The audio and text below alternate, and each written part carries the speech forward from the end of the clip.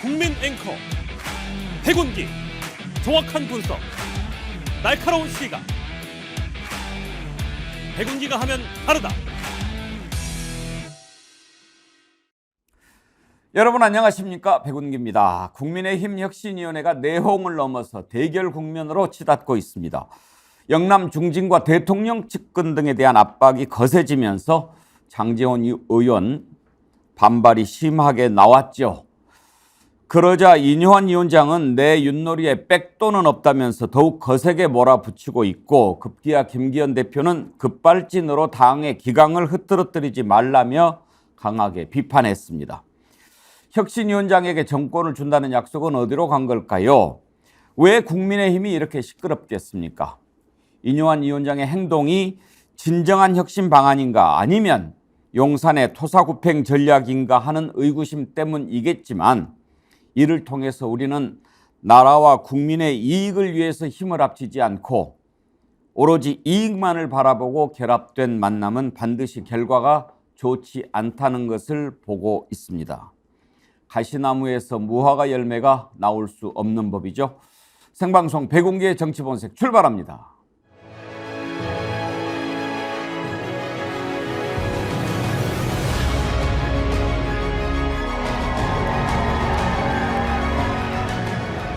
여러분 안녕하십니까? 백운기입니다. 박준영의 마키아벨리, 박시동의 경제 본색, 조정면의 뉴가 시작하겠습니다.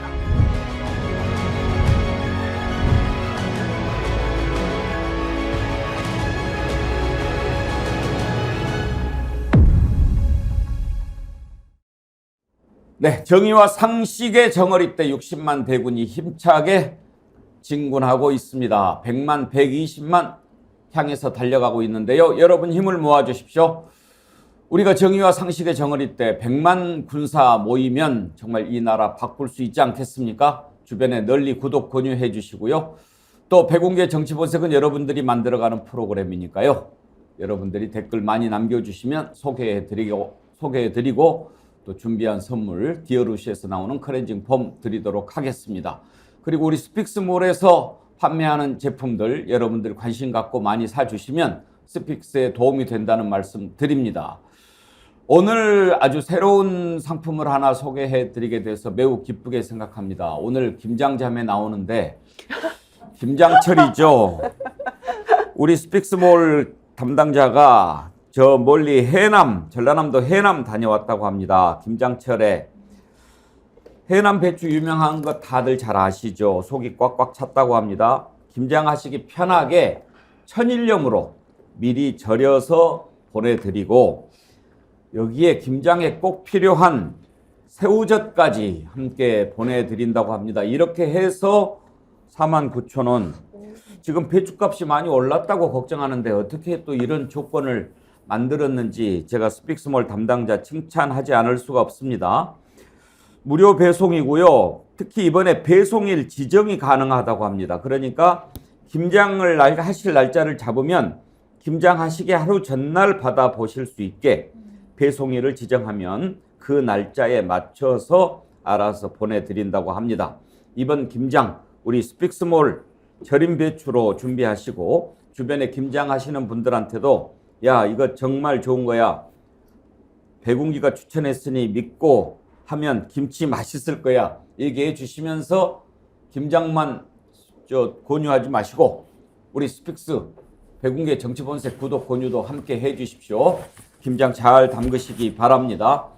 오늘 김장자매 나오셨는데 노란 봄봄 김유정 의원, 자줏빛이죠? 네. 자줏빛 장유미 변호사 두 분 오늘 컬러가 아주 대비가 좋습니다. 짙은 보라. 짙은 보라라고 네. 합니까? 아무튼 좋습니다. 네. 그리고 김철근 실장, 신인규 민심동행 창당준비위원장 함께합니다. 어서 오십시오. 네. 안녕하세요. 민심동행 온도는 얼마나 올라갔습니까? 뭐 지금 정치를 바라보는 국민들의 마음이 싸늘한 시선 아니겠습니까? 저는 그 싸늘한 시선을 극복하고자 이제 민심 동행을 띄웠는데요. 뭐 아직은 이제 초기 단계라서 저희가 열심히 하고 있고요. 아마 이 열기는 뭐 내년 해를 바꾸면서 매우 뜨거워질 것으로 저 예상하고 있습니다. 좀 빠진 것 같습니다. 요즘에 뭐 조금 일이 많아져가지고요. 이것저것 챙기다 보니까 조금 살이 빠진 것 같습니다. 김철근 실장 신당은 어떻게 되고 있습니까? 50 몇 프로입니까 지금? 오늘 한 61% 61%. 정도 61%. 그거는 빠꾸가 없습니까? 빠꾸 없죠. 그러면은 선언은 언제쯤 합니까? 100% 될 때는 늦을 것 같은데. 날짜가 12월 27일이니까 예. 그때까지는 대통령의 국정운영 기조에 변화가 있는지, 당의 지도부에 어떤 변화가 있는지 뭐 한번 지켜보고 시간을 드리는 거니까요. 그렇지만 크게 기대는 하지 않습니다. 그래서 착착 준비를 진행하려고 합니다. 자꾸 그 얘기를 하니까 대통령 국정 기조에 변화가 있으면 안 할 수도 있다 이렇게 해석들을 하는데 네. 만약에 국정 기조 바꾸면 다시 돌아갑니까? 사람 안 변하잖아요. 그러면 뭐하러 그런 얘기를 해요? 국정 기조 변할 가능성 없으니 우리는 간다 그렇게 하면 되지. 그러니까 자꾸 뭐 간보냐 이런 얘기 나오는 거 아니에요? 그게 이제 그 신당을 창당할 때는 지난한 과정에서 국민과의 소통도 있고요. 그 다음에 명분을 많이 쌓아야죠, 사실은. 그래서 정치 세력을 하나로 모으고 또 기존의 정당하고 결별을 하려면 상당한 시간과 아픔, 고통이 따르지 않겠어요? 그런 과정으로 좀 보시면. 네. 요즘 뭐 탄핵 정국인데 윤석열 대통령 지지율 최근에 나온 걸 보니까 또 2.5%포인트 내려서 37%, TK, PK에서도 하락세, 이 여론조사가 나왔더라고요. 에이스 리서치 국민 리서치 그룹이 뉴시스 의뢰로 조사한 건데 국정수행 평가 긍정이 37, 부정이 61%. 그런데 이걸 좀 들여다봤더니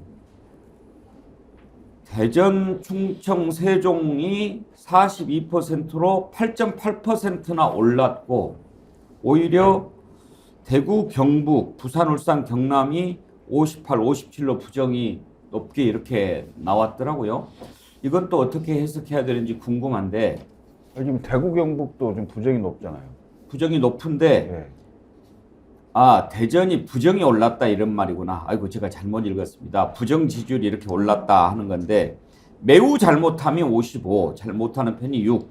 그러니까 61%가 부정평가인데 매우 잘못하다는 지적이 아주 많습니다. 뭐 국정기조 변화 얘기하시는데 솔직히 말씀드리면 김유정 의원 지금 윤석열 대통령 국민들 심리적 탄핵 상태 아닙니까? 그럼요. 제가 몇 달 전부터 계속 얘기했던 게 바로 사실상 탄핵, 심리적 탄핵은 이미 이루어졌다.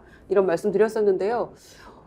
오늘도 이제 에이펙 정상회의 뭐 참석하기 위해서 출국하시잖아요. 대통령 내외.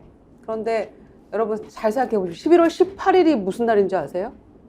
11월 18일이 도어 스태핑 중단 1주년입니다, 여러분. 1주년? 네. 오. 우리가 이걸 기념해야 될지는 모르겠습니다만은 1년이 되거든요. 이제 이번 주잖아요. 그런데 역시나 이번에도 그 해외 순방 떠나면서 AP통신하고 서면 인터뷰를 했더라고요. 그동안에 대국민 기자회견 안 했죠. 그리고 언론 인터뷰도 안 하죠. 도어 스태핑도 말씀드렸다시피 중단된 지 이제 1년이 며칠 안 남았습니다. 이런 모습 보면서 우리가 대통령이 얘기했던 반성과 소통이 이루어지고 있다고 볼 수 있을까요? 전혀 아니라고 생각하고요. 그냥 말뿐인, 허울뿐인 반성이다. 역시나 이런 생각이 듭니다. 심리적 탄핵 상태라고 하는 것은 내 마음속에 너는 대통령이 아니야 이런 뜻 아닙니까? 왜 그렇습니까?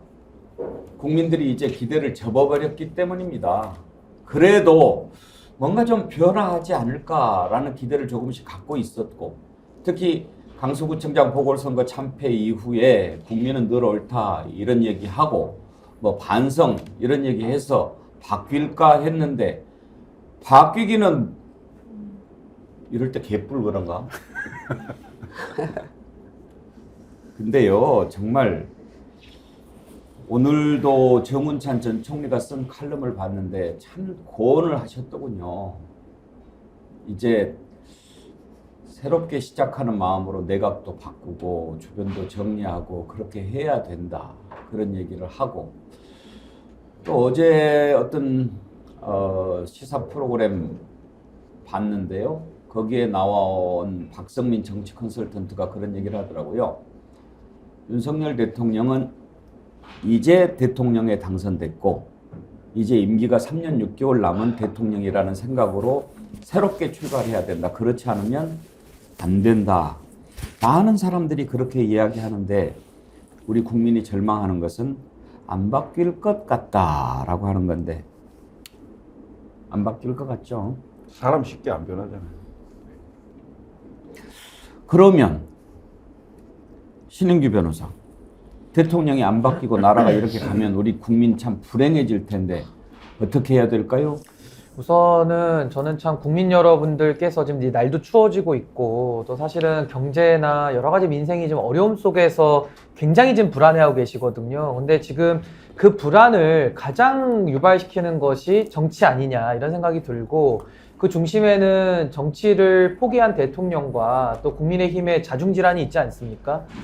저는 사실 윤석열 대통령의 탄생을 바라면서 국민들께서 이 나라가 좀 바뀌었으면 하는 많은 분들의 기대가 지금은 다 실망으로 바뀌고 있고요. 거기에 대해서 아직도 정신을 차리지 못하고 있는 윤석열 대통령, 그리고 저도 이 오기와 이 오만함과 고집은 저는 뭐 변화 가능성이 없다라고 봅니다. 그렇다면은 이쯤 되면 윤석열 대통령에 대해서 국민들이 이렇게 목소리를 높이고 있는데 그 대통령을 이제는 심판하는 길밖에는 없거든요. 저는 매섭게 심판을 해야 된다고 보고요. 저는 그 과정 속에서 국민의힘에 대한 심판도 저는 같이 이루어질 수밖에 없다. 그러니까 국민의힘은 윤석열 대통령을 만든 정당이기도 하고 지금도 저야 뭐 이제 더 이상 희망이 없어서 나왔습니다만은 이 국민의힘에서 대한민국을 위해서 그러면은 무슨 지금 긍정적인 일을 하겠느냐. 전혀 남은 가치가 없거든요. 그래서 저는 참 이렇게 국민의힘 요즘 뉴스가 그 뉴스를 도배를 하고 또 민주당은 거기에 대해서 이슈 파이팅을 못한다고 또 많이 의기소침해하고 하는데 이게 대한민국을 위해서 무슨 지금 이게 긍정적인 논의가 이루어질 수 있는지 저는 너무 안타깝고요. 지금이라도 저는 국민의힘 안에서 하시는 분들도 좀 대통령에 대해서 쓴소리를 하시고 만약에 그 자신이 없으면은 정치를 그만하시기를 저는 진심으로 다시 한번 촉구합니다. 그 책임을 좀 지셔야 될 것 같습니다. 이 가을님, 대통령 이젠 그만 보고 싶어요. 너무 피곤합니다. 1년 반인데 10년이 지난 것 같아요. 이 가을님만 그러겠습니까? 정말 어쩌다가 이런 대통령을 만나게 됐는지 참 한탄이 많이 나옵니다. 제가 참 말을 자제하고 함부로 얘기하지 않으려고 얼마나 애썼는지 여러분들 잘 아시죠? 그런데 해도 너무하니까 지금 국민들 마음이 어떻습니까? 오늘 아침에 제가 참 감동적인 순간을 맞았는데요. 이 스튜디오 오는데 어떤 어르신 한 분이 서서 저를 기다리고 계시더라고요. 그러면서 광주에서 오셨답니다. 연세가 많이 드신 분인데 그러면서 정치본색 한번 보고 싶어서 광주에서 올라왔다. 슈퍼챗인가 뭔가 하는 거를 좀 하고 싶은데 내가 그런 거를 할 줄 몰라서 돈을 가져왔어요. 5만 원을. 저한테 이렇게 주시면서 내가 슈퍼챗 하는 방법 모르니까 좀 대신 후원을 해달라고 그러는데 이 5만 원 받는 제 마음이 어떻겠습니까, 여러분? 제가 잘 전달하도록 하겠습니다. 김재인 어르신 진심으로 감사드리고요. 왜 이분이 이렇게 여기까지 올라와서 뭐라도 전하고 싶겠습니까? 장유미 변호사님도 보고 뭉클하셨죠? 저는 이 어르신이 정말 마음을 담아서 저희한테 응원을 해주셔서 그러니까 마음이 뭐랄까 이제 몽글몽글 하시는 걸 넘어서 좀 뭉클해졌어요. 이런 마음을 담아서 정치인들이 정치를 해야 되는 거구나라는 생각이 드는데 지금의 국민의힘과 윤석열 대통령이 이런 마음을 담아낼 의지나 능력은 있는지 저는 대통령이 바뀌지 않을 거라고 생각합니다. 왜냐하면 처음엔 저도 기대했어요. 너무나 많은 일들이 있었죠. 이태원에서 청년들이 길을 가다 죽고 또 뭐 강서구청장 선거는 대패했죠. 그런데 이건 의지의 문제가 아니라는 생각이 이젠 듭니다. 그냥 능력의 문제예요. 바뀔 수 있는 능력이 없는 겁니다. 왜? 왜냐하면 정치에 대한 철학이 없거든요. 정치에 대한 고민도 없고 국민을 보고 정치하지 않았거든요. 그냥 등 떠밀려다시피 그 상황 속에서 뭐 민주당 갈 수 없어서 국민의힘 대선 주자로 나와서 그 결과물 본인이 감당하고 있지 않습니다. 국민들이 감당하고 있습니다. 정말 못하면 안 하는 게 맞겠다는 생각이 들고요. 지금 비토의 목소리가 60%가 정권 초기부터 흔들리지 않고 굳건한 대통령이 역대 누가 있었습니까? 그중에 55%는 매우 잘못한다라고 이야기합니다. 그냥 잘못한다도 아니에요. 그 구도가 변하고 있지 않습니다. 왜? 국민들이 희망을 거둬들였기 때문인데 과연 이런 상태에서 반발짝이라도 변할 수 있을지, 그러면 국민의힘은 그런 상황을 타개할 능력이 있는지, 지금 보여주는 모습 보면 거리가 멀어도, 국민들 바람과는 거리가 멀어도 너무나 멀다는 생각 듭니다. 진심은 통한다 아이디 쓰시는 분께서요. 어르신 조금만 기다려 주십시오. 밝은 날 옵니다. 예, 밝은 날 옵니다. 새벽은 밝습니다. 밝아옵니다. 그런데요, 저절로 오지 않습니다. 우리가 깨어 있어야 합니다. 깨어 있는 정어리, 우리가 반드시 항상 깨어 있도록, 상식을 가지고 깨어 있도록 노력하십시다. 아오지 탄광 아이디 쓰시는 분이 타령을 하나 보내오셨네요. 세워라 내워라, 내가 이 나라 왕인데 누가 감히 날 건드려. 국민들이 세금으로 월급 꼬박꼬박 주지. 와이프 투기는 어딜 조사에 동훈이가 있는데. 마누라 신경 끄고 단풍놀이 여행 출발한다고. 서민은 죽어난다 죽어나. 화병 돈다 돌아. 예. 에이펙 회의 참석하러 가는데 김유정 의원. 네. 중요한 회의잖아요. 예. 그러면 이렇게 중요한 회의를 가는데 국민들, 많은 사람들이 또 와이프랑 놀러 가네 이렇게 생각을 해요. 왜 그렇습니까? 이렇게 중요한 회의를 가는데, 지금 옛날 같으면 에이펙 회의를 간다. 에이펙이 어떤 회의고, 이번에 어떤 것들이 주요 의제고, 이번에 우리나라가 여기에서 어떤 것을 해야 되고, 이런 것에 관심을 가져야 되는데 국민들이 그냥 떠나가냐? 이번에도 같이 놀러 가냐? 이렇게 본단 말이에요. 그게 한두 번도 아닌데 국민들이 그렇게 생각하고 있다는 거를 진짜 모를까 싶어요, 저는. 매번. 그리고 우리가 왜 AP통신의 서면 인터뷰를 통해서 이 APEC 정상회의에 참석하는 여러 가지 의미를 알아야 됩니까? 그래서 기가 막히다는 거예요. KBS 박민 사장 임명되자마자 대국민 기자회견이랍시고 하더라고요. 그냥 그 정도의 기자회견이라도 했으면 좋겠어요. 말이 되든 안 되든. 전혀 국민과는 소통 안 하면서 본인이 소통하는 것처럼 얘기하고 있다는 것, 이게 얼마나 무책임하고 무능한 대통령의 표상이 되고 있습니까? 그래서 또 해외 순방 다녀오면요, 정적들이라도 야당 대표라도 그거를 다녀온 순방 성과를 보고 한다는 핑계를 대서라도 같이 모여서 얘기하고 논의하고 이랬던 것이 과거 대통령들의 그래도 모습이었어요. 단 한 번도 없지 않습니까? 그냥 이렇게 5년을 보낼 것 같아서 이 국민의 불행이고 나라의 불행 아닌가 싶습니다. 랩타워님, 오죽하면 이런 글 올리겠습니까? 도망쳐 물색중? 박은경님, 장유미 변호사님 말씀 맞는 말씀입니다. 사리 분별도 못하고 자격 미달인 대통령 부부 한심하기 짝이 없습니다. 국민들 마음에 이미 심리적으로 탄핵이 됐다라는 것을 보여주는 겁니다. 방금 김유정 의원께서 KBS 사장, 박민 사장 사과 기자회견을 했는데요. 이걸 보면서 참 저 뭐하는 짓인가 하는 생각이 들었습니다. 사과를 하려면요, 뭐를 잘못했는지를 먼저 이야기를 해야죠. 그러면 불공정에 대해서 사과를 한다? 뭐가 불공정했는지 얘기를 해야죠. 그러면 앞으로 어떻게 공정하겠다? 그 공정의 기준은 뭔지를 얘기를 해야죠. 가장 중요한 것은 사과는 잘못한 놈이 하는 겁니다. 박민 사장 이제 KBS 간 지 며칠 됐어요. KBS에서 뭘 잘못했어요? 잘못한 사람이 사과를 하든지, 뭐 이제 KBS 사장이 됐으니까 내가 KBS 대표니까 그동안은 KBS를 뭐 사과한다는 얘기 같은데, 그 사과를 누가 사과라고 생각하겠습니까? 박민 사장 기자회견 한번 들어볼까요? 공영방송으로서 핵심 가치인 공정성을 훼손해 국민의 신뢰를 잃어버린 상황에 깊은 유감을 표하며 국민 여러분께 정중히 사과드립니다. KBS 뉴스는 지난 몇 년간 불공정 편파 보도 논란이 끊이지 않았습니다. 또한 TV나 라디오의 시사 프로그램에서도 일부 진행자가 일방적으로 한쪽 진영의 편을 들거나 패널 선정이 편향된 경우가 적지 않았습니다. 더 심각한 문제는 지난 몇 년간 공정성 비판이 거듭됐지만 형식적인 사과나 징계에 그쳤을 뿐 과오가 되풀이됐다는 점입니다. 저는 앞으로 이런 사례를 용납하지 않을 것입니다. 패널들 말씀 들어보기 전에요. 그래도 제가 KBS 출신이니까 한마디만 하겠습니다. 박민 사장 지금 저 얘기를 하면서 여러 차례 지난 몇 년간이라고 그래요.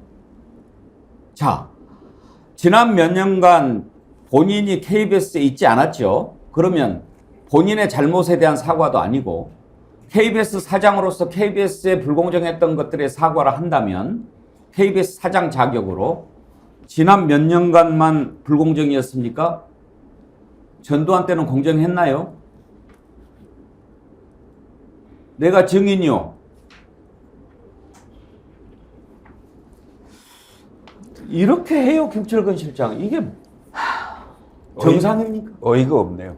정말 어이가 없고, 사실 이제 박민 사장이 언론사 출신이긴 하지만 신문사 출신이잖아요. 우리 방송에 대해서 얼마나 잘 아시는지 모르겠는데, 사실 대통령 픽으로 지금 KBS 사장 하고 있는 거 아니에요? 검찰 출입기자로 오래 했을 거예요, 아마. 그래서 검찰 출입기자 때 지금 윤석열 대통령하고 굉장히 친하게 됐다는 얘기를 알고 있고요. 그 다음에 언론인들 사이에서는 대부분 거의 이제 술도 많이 같이 먹고 그런 사이로 알려져 있는데, 정치적으로 독립성과 중립성이 요구되는, 고도의 정치적 중립성과 독립성이 요구되는 이 방송사 사장에 완전히 자기 측근을 갖다 이렇게 앉혀놓고 취임하자마자 일성으로 지난 몇 년간이라 하면 결국은 이제 문재인 정부를 겨냥해서 한 얘기 아닙니까? 그러면 보수 정권이 정권 잡았을 때는 지금 박민 사장처럼 언론 공정하게 얼마나 저는 눈을 뻔히 보이는 일인데 별로 공정할 것 같지도 않고 편파적으로 할 것 같은데 본인이 하면 공정하고 다른 정권이 하면 불공정한 것인지 묻지 않을 수가 없고요. 제가 보기에는 이런 식의 방법으로 언론과 방송을 대한다면 결국 또 정권 바뀌면 정반대의 상황 올 거 아니겠어요?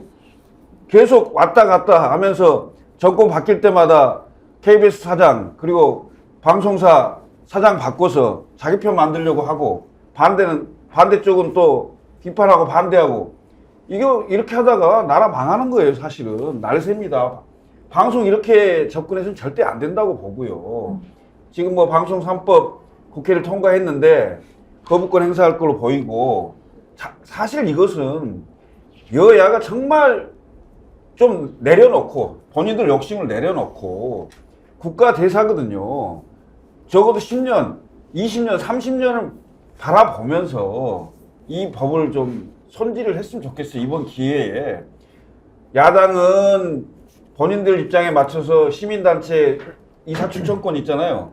이런 거 좀 자제하시고 대통령 무조건 반대만 하지 말고 선출된 권력들이 뭔가 추천할 수 있도록 대신 특별 다수제 있잖아요. 과반이 아니고 어떤 특정 지정이 무조건 일방적으로 임명할 수 있는 구조를 피하고 적어도 3분의 2 정도의 지지를 얻을 수 있는 그런 정도의 사람들이 들어올 수 있는 구조로 이번 기회에 좀 바꿨으면 좋겠어요. 박민 사장 이렇게 하면 안 돼요.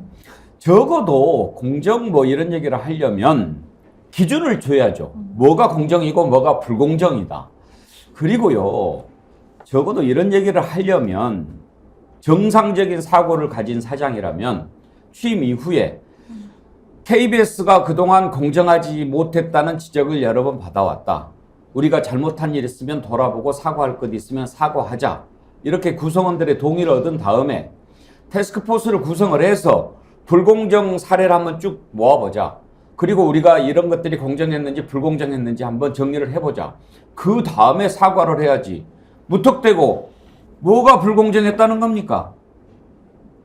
지난 몇 년간 자기들한테 불리한 것은 다 불공정했다는 얘기입니까? 그 전에 것은 다 공정했습니까? 무엇보다도 본인이 낙하산으로 왔는데 법이나 잘 지키십시오. 사장은 방송 편성에 간섭 개입을 못하게 법에 규정되어 있습니다. 그런데 임명장 받기도 전에 프로그램 진행자들 쫓아내고 프로그램 폐지하고 이거 다 누가 했습니까? 다 나옵니다. 그리고 임명장 받기도 전에 주요 보직 인사 명단이 다 유출돼서 돌아다녔습니다. 그리고 그게 그대로 실천이 됐습니다. 이건 빼박이라고 그럽니다. 임명장을 받지도 않은 자격이 없는 자가 인사를 해요? 장유미 변호사, 네. 이거 위법 아닙니까? 완전 위법이고요. 그래서 저희가 이제 뉴스를 저희 남편이랑 같이 보는데 사과하는 영상을 보더니 남편이 그러는 거예요. 벌써 사과하는구나. 이게 어떻게 이해가 됐냐면요. 막 9시 뉴스 앵커 끝인사도 못하게 하고 다 내려오게 하고 이런 부분에 대해서 사과한 줄 알았다는 거예요. 왜? 그럴 권한이 없었으니까요. 그런데 아니야. 내가 사과는 지금 이 사태에 대해서 사과하는 게 아니야. 예전에 KBS 보도에 대해서 지금 사과하고 있는 거야. 그랬더니 그래? 문화일보 있었잖아. 이러더라고요. 뭔가 기괴한 거예요. 저는 홍익표 민주당 원내대표가 5.16 쿠데타에 비유했던데 과도한 비유가 아니라고 생각합니다. 그때 언론을 장악해서 방송국에 혁명 강령이라고 해서 읽게 하고 아나운서에게 강요하고 이랬으니까요. 이 정부는 최소한의 수치심도 없구나. 방송에 대해서 이걸 국민들이 어떻게 볼까 하는 두려움과 저감이 전혀 없구나. 박민이란 사장이 그럼 어떤 칼럼을 썼는지 문화일보 있을 때 볼까요? 윤석열, 창조적 파괴자, 윤석열의 숙명. 제가 그 칼럼을 읽어봤습니다. 파괴자의 운명을 타고났다는 거예요. 아주 아부성입니다. 언론인이 이렇게 쓸 수 있는지 의문입니다. 시대 정신이 윤석열에게 모이고 있다라고 했습니다. 그런 사람이 KBS의 편파 방송이라뇨. 무엇이 편파 방송인지 그 강론에 대해서 왜 말 못합니까? 왜 말 못하는지 저희는 알고 있습니다. 가이드라인이 없거든요. 뭐 하나하나 선별해서 구체적으로 객관적으로 검증하지 않았을 것이거든요. 100% 확신합니다. 왜? 오자마자 한 것이니까요. 심지어 임명장 받기도 전에 다 갈아치웠으니까요. 이게 정상적으로 언론이 대한민국에서 가동되는 형태입니까? 최소한 이명박 정부 때 뭐 블랙리스트니 뭐니 하는 건 지금 상황에 견주어 보면 양반이었구나. 최소한의 형식이라도 고민했구나. 이 정부는 그러지도 않는구나.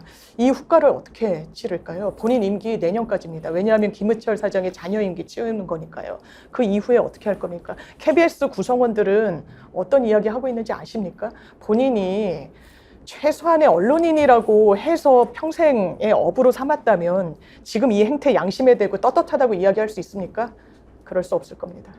우리는 그 방통위원장, 이동관 방통위원장이 대통령으로부터 임명장을 받는 그 모습을 아마 다 기억하실 겁니다. 90도 폴더 인사를 했죠. 95도쯤 되던데. 95도, 100도 가까이 됐습니다. 그 모습 보면서 이제 시작됐구나 이런 느낌을 받았거든요. 그러니까 방통위원회라는 것은 정말 정치적으로 독립되어서 중립성과 공정성을 유지해야 되는 그런 막중한 책무를 가지고 있는 공공기관이죠. 그런데 방통위원장이 대통령에게 거의 허리를 그렇게 숙여서 하는 모습이 잊히지를 않아요. 그런데 지금 불공정 얘기를 하고 있잖아요. 박민 사장이. 본인 스스로가 KBS 이사회의 절차상 하자를 무릅쓰고 지금 사장이 됐거든요. 방통위 인사청문회도 통과 못했어요. 그러면서 본인이 지금 무슨 할 얘기가 처음부터 이렇게 있다는 것인지 헤집어 놓고 KBS를 온 국민이 지금 경악하고 있지 않습니까?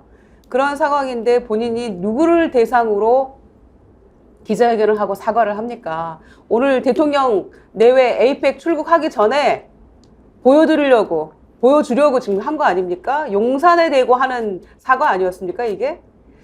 그래서 이런 사람들 뒤에 이동관 방통위원장이 있고, 자, 그 뒤에는 누가 있습니까? 대통령 있는 거 아니겠어요? 이러면서 민주주의를 얘기하고 자유를 얘기하고 나쁘끄럽습니다.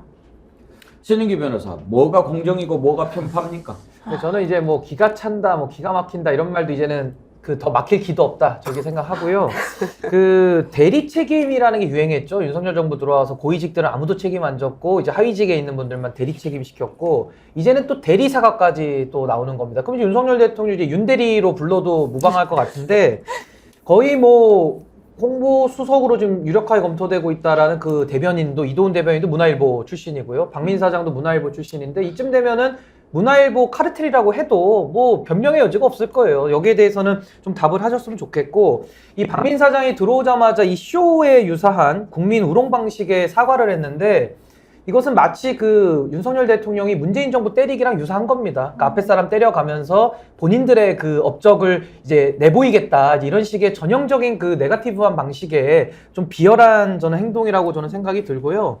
그 언론이 편향돼 있다라는 말에 저는 많은 부분에 공감을 합니다. 지금 대한민국 언론도 다 양분돼 가지고요. 서로가 서로를 편향됐다라고 손가락질하고 양당 공이 언론이 다 기울어졌다고 얘기를 하고 있어요. 그러니까 여기에 대해서 저는 국민들이 평가하실 거라고 보는데 그 편향을 바로잡는 역할, 공정과 상식에 기반해서 편향을 바로잡을 역할을 국가가 하는 겁니다. 근데 저는 지금 이분들이 공화주의를 무너뜨리고 있기 때문에 저는 나라가 도대체 어디까지 더 무너질 것인가가 상당히 좀 우려스러운 상황이고요.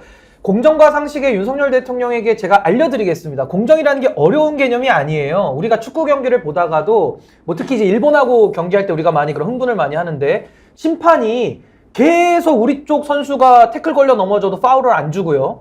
일본 선수들은 헐리우드 액션으로 넘어지는데도 계속 휘슬을 불어 제낍니다. 그리고 골라인이 넘어갔는데도 우리가 넘겨갔을 때는 안 불어주고 상대방이 했을 땐 불어주고 이게 불공정이거든요. 초등학생도 아는 공정의 개념에 대해서 지금 이걸 또 알려드려야 되는가 국민들이. 그럼 본인이 내걸었던 공정과 상식은 도대체 뭐냐? 이 박민이 공정이냐? 라고 물어봐야 되는 것이죠. 그러면 저는 박민 지금 사장이 취임하자마자 굉장히 엉뚱한 지금 모습들을 보여주고 있는데 이렇게 불공정한 사람을 앉혀놔서 방송을 바로잡겠다는 것 자체가 윤석열 대통령의 정권을 창출시켰던 가치라고 하는 공정과 상식을 이제 완전히 찢어버리는 거거든요. 더 이상 이제 할 말이 없을 거다라고 저는 말씀을 드리고요. 저는 지금 그 국민의힘이나 또 우리 윤석열 정부나 저는 덜 맞았다는 생각이 듭니다. 앞으로 더 맞아야 될 것 같고요. 저는 나라 무너지는 소리가 제 귀에는 들리는데 이분들은 지금 귀가 없으시니까 그 성서에 나오는 이제 귀 있는 자는 들을지어다 하잖아요. 좀 귀가 열리기를 좀 제발 좀 부탁을 좀 하고 싶습니다. 아직 살만한 것 같아요. 제가 보기에는 국민들은 다 힘들어서 죽겠다는데 소위 말하는 윤석열 대통령과 그 측근, 그다음에 국민의힘 지도부 이런 분들은 아직 살만한 것 같아요. 하는 거 보니까. 그리고 이 박민 사장 KBS 운영을 지켜보겠습니다만은 윤석열 대통령과 그 김 여사께서 자주 본다는 틀튜브 방송화 되지 않을까 심히 우려스럽습니다. 정말. 대통령이 좋아한다는 그 방송 유형만 따라가지 않을까 싶어요. 그게 공정이라고 생각하지 않을까요? 예? 국민 세금으로 지금 운영되는 방송국 아닌가요? 저는 그런 생각도 들었어요. 아이고 박민 문화일보 그나마 다행이네. 김건희랑 통화했던 친구 있잖아요. 내가 정권 잡으면 뭐 어쩌고 뭐 했던 애. 네, 그 기자요. 그 사람 사장 시킬까봐 걱정했는데 뭐. 하여튼 이제 KBS는 공영방송입니다. 공영방송은 국영방송이 아닙니다. 국영방송은 정부가 주인이지만 공영방송은 국민이 주인이거든요. 그래서 국민이 낸 수신료로 운영을 하는 건데 KBS에서 항상 나오는 노래가 있죠. 정성을 다하는 국민의 방송. 그런데 이게 충성을 다하는 박민의 방송이 되면 그건 공영방송 아니죠. 공영방송을 여가부 장관, 여가부 없애려고 임명했죠. KBS 사장, KBS 없애려고 임명한 것 아닌가 그런 생각이 솔직히 듭니다. 수신료 거부 운동 이제 나오죠. KBS 보지 말자 운동 펼쳐질 수 있죠. 그게 뭡니까? KBS에 애정이 있는 사람이 KBS 사장이 됐다. 그러면 어떤 일이 있어도 KBS가 사라지는 건 막기 위해서 안간힘 쓰겠죠. 그리고 KBS 바로 세우려고 노력하겠죠. KBS 애정이라고 일도 없는 자가 와가지고 KBS 사장 어떤 미션을 갖고 왔을지 매우 궁금합니다. 제가 예상컨대 일단 ETV 민영화시켜. 그리고 아차하면 KBS 없어져도 좋아. 저런 방송 없어도 TV조선이나 이런 걸만 있으면 충분히 우리 가능해. 없는 게 더 나을 수도 있어. 그래 수신료 거부 운동 뭐 하도록 해. 그래서 목을 조여. 그래서 KBS 없어지는 게 우리는 더 나을 수 있어. 이런 생각할 수 있다니까요. 그래서 제가 수신료 거부 운동 참 조심스러운 부분이다라고 하는데. 근데 좀 전에 이제 그 대선 때 김건희 여사 녹취록 말씀하셨잖아요. 근데 그때 이런 대목도 나오잖아요. 권력이란 참 무서운 거야. 뭐 이런 얘기도 했지만, 박근혜 전 대통령을 야당이 탄핵시킨 것 같아? 아니야. 여당이 한 거야. 보수가 한 거야. 이런 취지로 얘기를 했어요.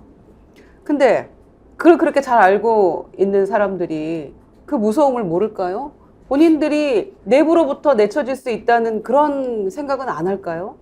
그러지 않고서 어떻게 이렇게 일관되게 못할 수가 있습니까? 일관되게 민심에 반하는 방향으로 갈 수가 있습니까? 본인이 했던 이야기들을 저는 되새겨봐야 된다고 생각합니다. 홍익표 민주당 원내대표 5.16 군사 쿠데타에 비유를 했던데 한번 들어보시죠. 어젯밤에 KBS 뉴스를 보면서 저는 과거 5.16 쿠데타처럼 군사 쿠데타가 일어난 줄 알았습니다. 무슨 방송 진행자나 방송 개편이 이렇게 전격적으로 이루어진 것을 듣도 보도 못했습니다. 박민 사장이 취임하자마자 KBS 점령 작전이 일사천리로 진행되는 것 같습니다. 진짜 군사 쿠데타를 방불케 합니다. 박 사장 취임 첫날 보도, 시사, 교양, 라디오, 총괄 책임자 5명이 물갈이돼 지금 현재 공석인 상황입니다. 박민 사장 취임 첫날부터 편성 규약과 단체 협약 위반 행위가 잇따르고 있습니다. 정권의 낙하산 사장이라고 오직 정권에 충실하고 KBS를 이렇게 무참하게 유린해도 괜찮다는 겁니까? 도대체 박민 사장 뭐 하는 사람인지 모르겠습니다. 박민 KBS 사장에게 분명하게 경고합니다. 방송은 국민의 것이지 권력의 것이 아닙니다. 당장은 자신의 권력 방송 장악 시나리오가 성공하는 것 같지만 반드시 심판받을 겁니다. 법적, 정치적 책임은 물론이고 역사적 심판 반드시 받을 겁니다. 박민 사장은. 그거 책임지기 싫으면 하루빨리 내려오시기 바랍니다. 박민 KBS 사장은 지금이라도 당장 사장 자리 그만두는 게 자신한테 좋을 겁니다. 저렇게 말해도 귀가 없으면 못 알아들을 겁니다. 그런데 왜 이렇게 합니까? 가짜뉴스 프레임 만들어서 뭐 하면 안 되는 건 다 가짜뉴스로 몰아서 처벌하고, 그리고 사장들 공영방송 사장 막 바꾸고, KBS 사장 저렇게 해놓으면 유리해질 거라고 생각하는 거겠죠. 그렇게 됩니까? 국민이 그렇다고 속아줍니까? 신은규 변호사. 네. 저렇게 하는 이유를 알겠는데 뭐든지 정도가 있는 거예요. 그러니까 앵간히 해야 돼요. 그렇게 하는 거 아는데, 너네들이 왜 그렇게 하는지 아는데 선은 지키면서 해야죠. 근데 저는 사실 이분들이 인식 자체가 국정 운영이라는 것을 저는 그냥 놀이터 수준으로 바라보고 있다. 그러니까 자기들 이제 심심하니까 와서 노는 식의 거의 국정을 놀이터 수준으로 저는 전락시키고 있다라고 보는데요.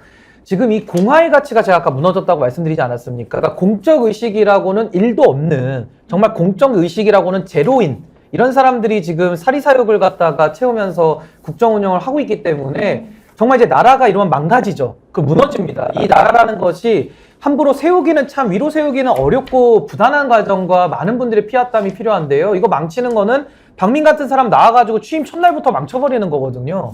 그래서 저는 박민 사장을 비판하기에 앞서서 저 사람을 그럼 누가 앉혔냐, 그걸 따져봐야 되지 않겠습니까? 그럼 KBS 사장 정도면 대통령이 당연히 임명 권한이 있고 임명에 관여를 할 텐데, 물론 누가 추천했는지도 따져봐야 되겠지만요. 그렇다면 저는 이분들이 공정과 상식을 팔아가지고 결국에는 사리사욕을 얻었는데, 이거를 갖다가 앞뒤가 원래부터 다른 사람이다, 논리적 정합성과 체계가 무너진 사람들이라고 한다면 이건 정상적인 사람이 아닌 거고요. 만약에 표팔이를 위해서는 표를 사야 되니까는 예쁜 말들, 좋은 말들 다 갖다가 미사역을 쓰고 권력을 잡자마자 이제 돌변해서 본인의 사리사욕대로 한다라고 한다면 이건 사기꾼이거든요. 그리고 이렇게 하면 국민을 상대로 속인 거죠. 그러니까 이런 사람들은 정치권에서 오히려 퇴출이 돼야 되는데, 지금 이런 사람들이 윤석열 대통령을 중심으로 해가지고 옆에 간신들이 붙어가지고 대통령의 눈가기를 가린다. 그럼 윤석열 대통령도 공적의식이 없는 사람이고 주변의 간신들은 더더욱 없을 것이고, 그럼 나라가 제대로 되겠습니까? 저는 진짜 윤석열 대통령께 저도 뭐 방송이니까 공개적으로 뭐 들으실지 안 들으실지 모르지만 국정 운영에 대해서 놀이터로 인식하실 거면은 그냥 자리에서 내려오세요. 제가 볼 때는 더 이상은 대통령으로서 국정 운영을 할 수가 없기 때문에 할 마음이 없다고 본인도 얘기했던 게 속마음 들키지 않았습니까? 뭐 국정 운영에 대해서 대통령에 대해서 자기는 관심이 1도 없다. 정권 교체만 하면 된다. 이런 식의 권력지향적 발언들을 하셨는데 더 이상 나라가 이렇게 무너져서야 되겠습니까? 저는 윤석열 대통령의 마음의 소리, 그 진지한 마음의 소리인 양심에 대해서 저는 국민들이 따져 물어야 된다. 그리고 여기에 대해서는 저는 뭐 이동관 위원장 뭐 탄핵 이런 거에 대해서 저는 동의하진 않습니다만은 정치적인 책임, 전 총선에서 반드시 무섭게 저는 물어야 된다. 저 그렇게 생각합니다. 장유미 변호사. 네. 도대체 대통령 윤석열은 대통령이라고 하는 자리가 무엇인지, 대한민국이 어디로 가야 하는지 이런 생각을 하고 있을까요? 아니요, 전 없을 거라고 봅니다. 조금이라도 있으면 이런 행태는 할 수 없을 거거든요. KBS에 한 20년 이상 몸담은 분이 이 사태 이후에 이제 이야기를 나눌 기회가 있었는데 입사하고 처음 본다고 그러더라고요. 그러니까 부침은 있었죠. 권력이 바뀔 때마다 부침은 있었지만 자기 KBS 들어와서 처음 본다라고 하고, 과거에 이명박 때 파업했던 제가 아는 선배는 진짜 극단적인 이제 가능성까지 염두에 줄 정도로 고통받았다고 이야기하는 구성원들 이야기를 들었었습니다. 그런데 그때보다 더 심하다. 박민이란 이 신임 사장이 하는 일이라고 이런 칼을 무자비하게 휘두른다고 보기는 어렵죠. 당연히 뒤에는 윤석열 대통령의 방송관, 언론 인식 자리 잡고 있다고 볼 수밖에 없습니다. 근데 하나의 저는 희망이랄까요? 최근 뉴스를 봤는데 이 방송심의위원회에서 가짜뉴스 신속심의센터라는 걸 만들었습니다. 거기에 직원들이 인사 철회해달라고 요구했어요. 공식적으로. 이거 근거도 불분명하고 우리가 했을 때 사법적인 책임 개인 직원이 지는 게 온당하냐는 취지였습니다. 거기에 전체 구성원의 4분의 3 이상이 연명장을 돌려서 힘을 실어줬습니다. 언론이라는 건요, 민주주의의 근본 중의 근본입니다. 권력이 듣고 싶은 말만 한다면 그건 언론이길 포기한 겁니다. 어떻게든 국민 의중을, 여론을 실어서 정권 비판하는 그 역할을 하는 게 언론 본연의 역할이에요. 헌법이 명시하고 있고 방송 관련 규정들이 이야기하고 있습니다. 방송법은 엄청 엄중하게 돼 있습니다. 편성권의 침해를 하면 형사처벌을 하도록 돼 있거든요. 이정현 전 의원이 그걸로 선고를 받았죠. 유죄 선고를 받았죠. 최종 1,000만 원 벌금형이 나왔는데 이런 현행법이 분명히 있고요. 직권남용의 소지가 대단히 다분해 보이며 언론을 망가뜨리기에 하는 이 시초, 일단 1차적으로는 KBS 구성원들이 자시하지 않을 것으로 보이고요. 두 번째는 시청자들이 가만히 있지 않을 것입니다. 나아가서 유권자들이 심판할 겁니다. 너무 무도하거든요. 본 적이 없는 전례거든요. 2030 윤석열 대통령 지지했는데 아까 지지를 보셨죠? 다 걷어들이고 있습니다. 이런 광경은 아마 젊은 세대는 정말 처음 목도할 겁니다. 제 주변에 50대 가까이 되는 사람도 얘기합니다. 처음 본다고요. 저는 윤 대통령이 상당히 심리적으로 좀 두려움에 쌓여 있는 것 같아요. 보니까 본인이 박근혜 대통령 국정농단 사건의 수사팀장이었잖아요. 그래서 국정농단이 어떻게 이루어지는지 알 거고, 그 다음에 그 휘하에 이른바 측근이라고 하는 사람들이 대부분 또 수사선상에 올랐고 구속이 됐어요. 그러니까 그걸 봤을 거 아니겠습니까? 본인이 직접 수사를 했기 때문에. 그래서 최근에 지금 임명되는 사람들을 한번 봐보세요. 헌법재판소장에 자기 대학 동기를 추천을 했어요. 그 다음에 박민 사장, 지금 보면 자기 검찰에 있을 때 아주 친한 기자, 그러니까 출신 이렇게 되는 거죠. 그러니까 이른바 본인이 믿을만 하다고 생각하는 사람들을 고르게 되는 상황이에요. 그러면 결국 그거 뭐냐면 굉장히 이게 그 인재풀이 좁아지는 상황이고요.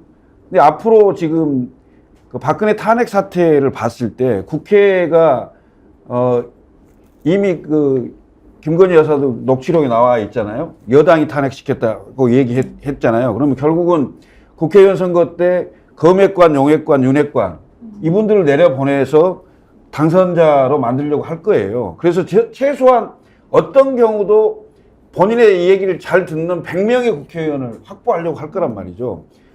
불을 보듯 뻔합니다. 근데 여기서 정작 중요한 건 윤석열 대통령이 지금까지 정치권에 있어 보지가 않았어요. 계속 공무원만 해왔단 말이에요. 더군다나 검사만 해왔기 때문에 정치는 국민들을 상대로, 여론을 또 상대로, 언론을 상대로 이렇게 한다는 것 자체가 지금 사라졌어요. 사라져 있기 때문에 공무원, 특히 검찰 특수부에 있었던 그 경험으로 지금 이렇게 사실상 정치를 하고 있는 건데, 이건 전혀 국민들하고 맞지 않는 거다. 제가 갈수록 더 심해질 것 같아요, 느낌이. 예. 자, KBS 사태 짚어봤고요. 국민의힘 힘겨루기 한번 들여다 봅시다. 지금 벌어지고 있는 것을 보면 이 권력 내부에서 뭔가 좀 복잡한 일이 벌어지고 있는 것 같습니다. 단순히 혁신에 반대하는 그런 차원이 아닌 것 같아요. 일단 윤핵관을 정조준하고 지금 나오지 않았습니까? 그런데 그 윤핵관 중에 윤핵관이라고 하는 장제원 의원이 어떤 모습을 보입니까? 버스 92대 동원해서 4,000명 넘게 세를 끌어모았습니다. 이거 쉽지 않은 일입니다. 봤지? 나 함부로 건들지 마. 나를 이렇게 토사구팽시키려고 하는 모양인데 오히려 너 나 잘못 건드리면 네가 다치는 수가 있어. 지금 그렇게 얘기를 하는 것 같이 보입니다. 누구 들으라고 한 얘기인지는 잘 모르겠습니다만 그렇게 하고 또 교회에 찾아가서 또 한마디 했습니다. 그 얘기를 들어볼까요? 우리가 뭐가 두렵겠습니까? 뭐가 어렵겠습니까? 저는 그래서 눈치 안 보고 삽니다. 할 말 하고 삽니다. 아무리 권력자가 뭐라 해도 저는 제 할 말 하고 삽니다.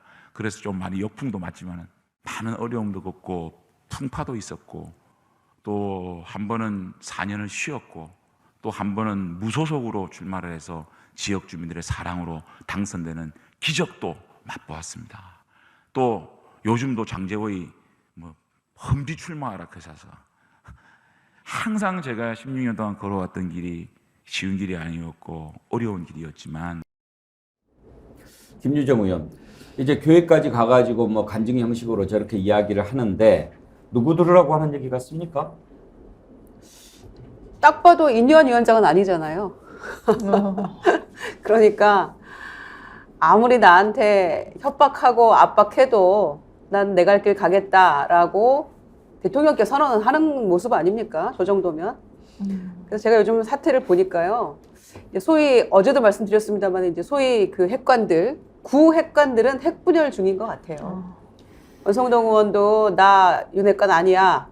장제원 의원은 지금 나는 뭐 권력자에게 할 말 하고 산다라는 저런 얼토당토하는 얘기를 우리가 봐왔던 모습과 너무 다른 그런 얘기를 지금 하고 있잖아요. 그리고 죽어도 서울 안 간다고 하잖아요. 그래서 이제 인요한 혁신위는 망해가고 있는 거고 핵관들이 저렇게 핵 분열해 가면서 반기를 들고 있는 건데 그 끝이 어디일지 굉장히 궁금하고요. 말씀하신 대로 내 주변에 내 팀을 꾸려서 신핵관들 만들겠다는 게 대통령의 뜻이라면 인요한 위원장이 지금 그 선발대 역할을 하고 있는 것 같아요. 그래서 하나씩 다 정리하는 그런 모습인데 그게 다시 얘기하면 혁신인 것처럼 그렇게 하고 있으니까 김기현 대표도 이게 아닌데 이렇게 하고 있는 것 같고요. 여러 가지 지금 당내 반발이 나타나고 있는데 이렇게 가면 일 통합, 이 희생, 삼 청년 이런 거 다 지금 하나도 제대로 되고 있는 거 없잖아요. 그러면은 혁신이 무너지고 비대위 갈 수밖에 없는 거죠. 그 무슨 구석기 시대 얘기를 하고 그러십니까? 계속 강조하니까 빠꾸도는 없다고 계속 그 인요한 위원장의 표현에 따르면 나는 빠꾸도는 없다 이러는데 빽하고 있는 것 같은데요. 지금 보기에는. 근데 김철근 실장이 좀 내부 사정을 잘 아시니까 대통령하고 장제원 의원하고 사이가 이제 완전히 틀어진 거예요? 안 좋다고. 왜 뭐 때문에 그런데요? 지금 예를 들면 지금 장제원 의원이 저렇게 하는 얘기는 거의 협박성 발언이거든요. 그러니까 그 정권의 탄생 과정 그리고 당선인 비서실장 그다음에 장제원 의원이 상당히 많은 분들의 인사를 추천했거든요. 당선인 비서실장 시절에. 그리고 그 비밀을 공유를 많이 했을 수 있어요. 그래서 다 알고 있는 사실이라는 거 아니겠습니까? 이런 건데 지금 그 윤핵관들 사이에 여의도에서 공공연하게 서로들 얘기합니다. 누구 어떤 거 어떻게 연루돼 있다 이런 얘기들을 서로 간에 서로를 공격해요. 지금 이런 상황까지 와 있고요. 인효환 위원장은요, 제가 보기에 용산의 차도살인입니다. 그러니까 그 인효환 위원장이 지금 영남 다선 중진 험지 출마론, 그리고 거기다 플러스 수도권 원외 당협위원장 물갈이론, 이 두 가지가 그 제가 봤을 때는 오다성 공유일 겁니다. 오다성 공유. 이런 건데 이게 지금 먹히질 않고 있잖아요. 왜냐하면 이건 그러니까 수도권에 험지 출마를 하라는 얘기는 너 죽어라 이거든요. 죽든가 아니면 불출마해라 이 얘기인데 이건 선거 전략상에도 굉장히 문제가 있습니다. 왜냐하면 예를 들어서 이런 경우는 가능합니다. 대통령 국정 운영 지지도가 예를 들면 한 45%에서 50% 정도 가서 수도권 121석 중에 한 50% 이상은 해볼 만한 게임이다. 해볼 만한 지역이다. 이렇게 됐을 경우에 영남의 3선, 4선들이 그래도 당을 위해서 희생한다는 차원에서 올라오게 되면 그래도 그냥 수도권에 원외만 했던 분들에 비해서는 경쟁력이 있을 수 있거든요. 그런데 지금 이 상황에서는 영남의 3선, 4선 이름 전혀 모르거든요. 심지어 김기현 대표도요. 태화강 건너면 모릅니다, 누가. 그런데 이분들이 수도권에 올라온다고 해서 경쟁력이 있질 않아요. 그럼 결국 수도권에서 그분들 죽죠. 그분들이 빠져나온 영남의 지역구 있잖아요. 그 지역구에는 적어도 3선, 4선을 하는 동안 지역에서 인지도는 높아요. 그래서 그 민주당 의원들하고 겨뤘을 때는 경쟁력이 있을 수 있는데 그분들이 빠져나오고 검역관이나 용역관 그 정치 신인들이 내려가서 선거하잖아요. 그럼 민주당 그 경쟁자들에 비해서 훨씬 인지도도 떨어지고 경쟁력이 약할 수 있어요. 그러면 수도권도 망하고 영남 그 다선 의원들이 있었던 지역도 망하는 이거 완전 대패 전략이거든요. 저는 그러니까 선거를 바라봤을 때도 얘기가 안 되는 겁니다. 그래서 제가 봤을 때 인효환 위원장을 통해서 용산에서 자리를 만들기 위한 그 전략으로 차도살인 쓰는 건데요. 제가 볼 때 안 통할 겁니다.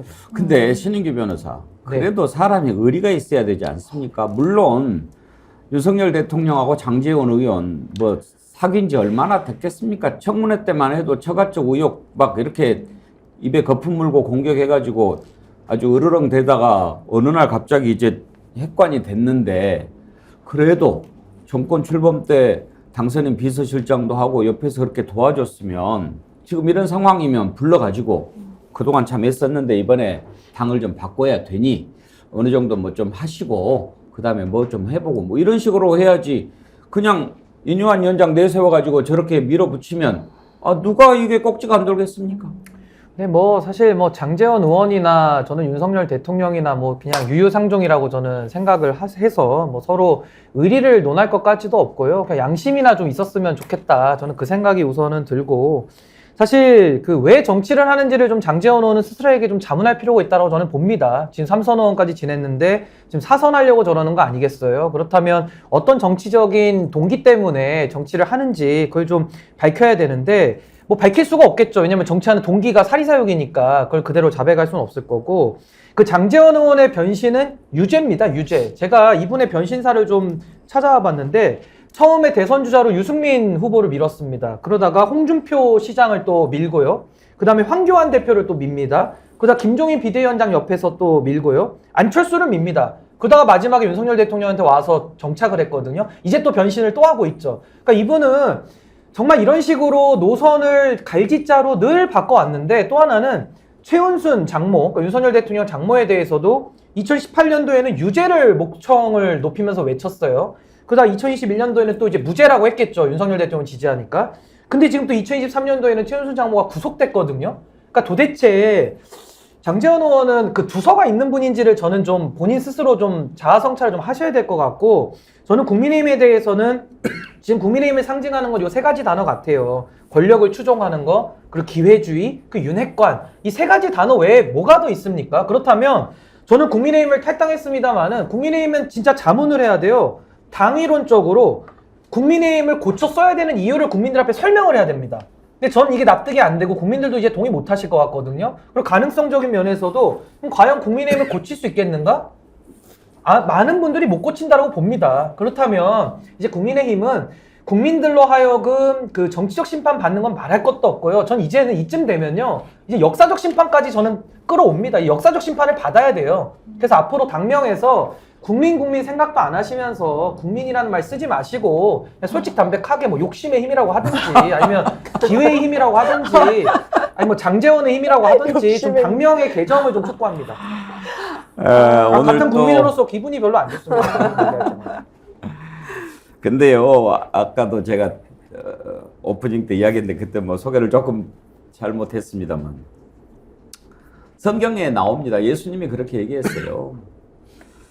좋은 나무가 나쁜 열매를 맺을 수 없고 못된 나무가 아름다운 열매를 맺을 수 없다. 이렇게 얘기를 합니다. 그러면서 가시나무에서 포도를, 엉겅퀴에서 무화과를 따겠느냐 이렇게 얘기합니다.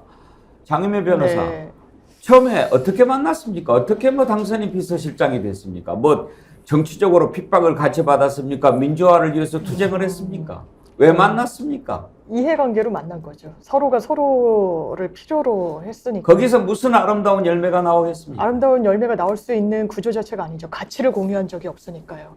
검찰총장 청문회 때는 아주 매섭게 질타하다가 본인 진영에 들어오니까 엄호하기 바빴으니까요. 그냥 기계적으로 편드는데 급급했으니까 그 결과물인데 그런 생각이 듭니다.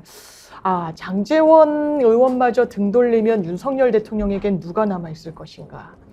지금 정치권 안팎에선 참모들이 제대로 보고를 못 올린다는 얘기가 나오죠. 항상 경로하니까요. 제대로 된 보고를 올릴 수 있는 시스템이 대통령의 성정상 어렵다는 이야기들이 흘러나옵니다. 그리고 장제원 의원, 그 박성민 컨설턴트가 예전에 한 인터뷰에서 이런 이야기 하더라고요. 지지율이 더 떨어지면 내부에서 리킹이 시작될 거라는 거예요. 어떤 폭로성, 비위 사실이 그대로 가감없이 나올 거라고 합니다. 아, 임박했구나란 인상을 받죠. 사실상 대통령을 향한 메시지, 나 부산 출마할 거니까 제 돈 걸지 말라는 것이거든요. 그러면 인유한 위원장이라는 사람이 어떻게 활용되고 있는가? 저는 처음에 사실 국민의힘의 지지율을 어느 정도 견인한 측면도 있습니다. 분위기 환기를 하고 있거든요. 근데 이 사람은 누군가 이렇게 칭하더라고요. 파란 눈의 윤석열이다. 왜냐하면 쇄신의 방향이 잘못돼도 너무 한참 잘못됐다라고 했을 때 그거는 초기의 시행착오인 줄 알았습니다. 보니까 그게 아닌 것 같아요. 혁신의 대상은 윤석열 대통령과 용산입니다. 국민의힘이 살아남기 위해서는 칼끝을 최소한 혁신의 방향을 그곳으로 향하게 하지 않을 수가 없는 겁니다. 그런데 그렇지 않거든요. 저는 인유한 위원장이 그런 말 하는 거 보고 놀랐어요. 이철규 사무총장이 다시 인재영입 위원장으로 도돌이표로 오지 않았습니까? 혁신위가 왜 발동됐습니까? 강서구청장 선거에서 대패했기 때문이었습니다. 그러면 이철규 사무총장이 왔을 때 최소한 쓴소리 던졌어야죠. 인유한 위원장 이렇게 얘기하더라고요. 만세 불렀다고요. 이건 혁신이 아닙니다. 윤석열 대통령실을 눈치 보기, 대리인 역할을 하고 있는 거죠. 평가는 끝났습니다. 그러니까 관철되지 않으니까 빨리 해산시키겠다 운운하는 또 겁박성 발언에 겁박으로 맞서고 있죠. 쇄신되지 않겠구나. 혁신이란 건 국민의힘에서 어렵겠구나. 최소한 총선 전까지는 이 국면이 그대로 가겠구나. 국민들 심판받겠구나. 저는 민주당이 잘해야 되겠지만 국민의힘도 잘해야 된다고 생각합니다. 그런데 그런 기대조차 이런 국면을 보면서 좀 주워 담을 수밖에 없는 것 같습니다. 유유상종이라고 하죠. 끼리끼리 논다는 얘기입니다. 마운틴맨님, 그 밥에 그 나물, 그놈이 그놈이다. 딱 그렇죠. 지금 뭐 보면, 그리고 이런 식으로 만난 사람들 결과가 결코 아름다울 수 없습니다. 그런데요, 장제원 의원만이 아닌 것 같아요. 이번 정리 대상에 김기현 대표도 들어가 있는 것 같다는 생각이 듭니다. 이준석 대표 그런 거 잘 예견하죠. 이준석 대표도 그런 얘기를 하던데 한번 들어보실까요? 그 하태경 의원은 인유한 혁신위원장이 윤 대통령하고 이제 교감을 갖고 혁신안을 내놓는 거다 이렇게 해석을 하고 있잖아요. 그렇게 본다면은 윤 대통령이 인유한 혁신위를 통해서 달라진 모습을 보여주고 있는 건 아닌가? 혹시 이런 생각은 안 해보셨습니까? 하태경 의원이 가끔 이제 새로운 얘기를 할 때는요.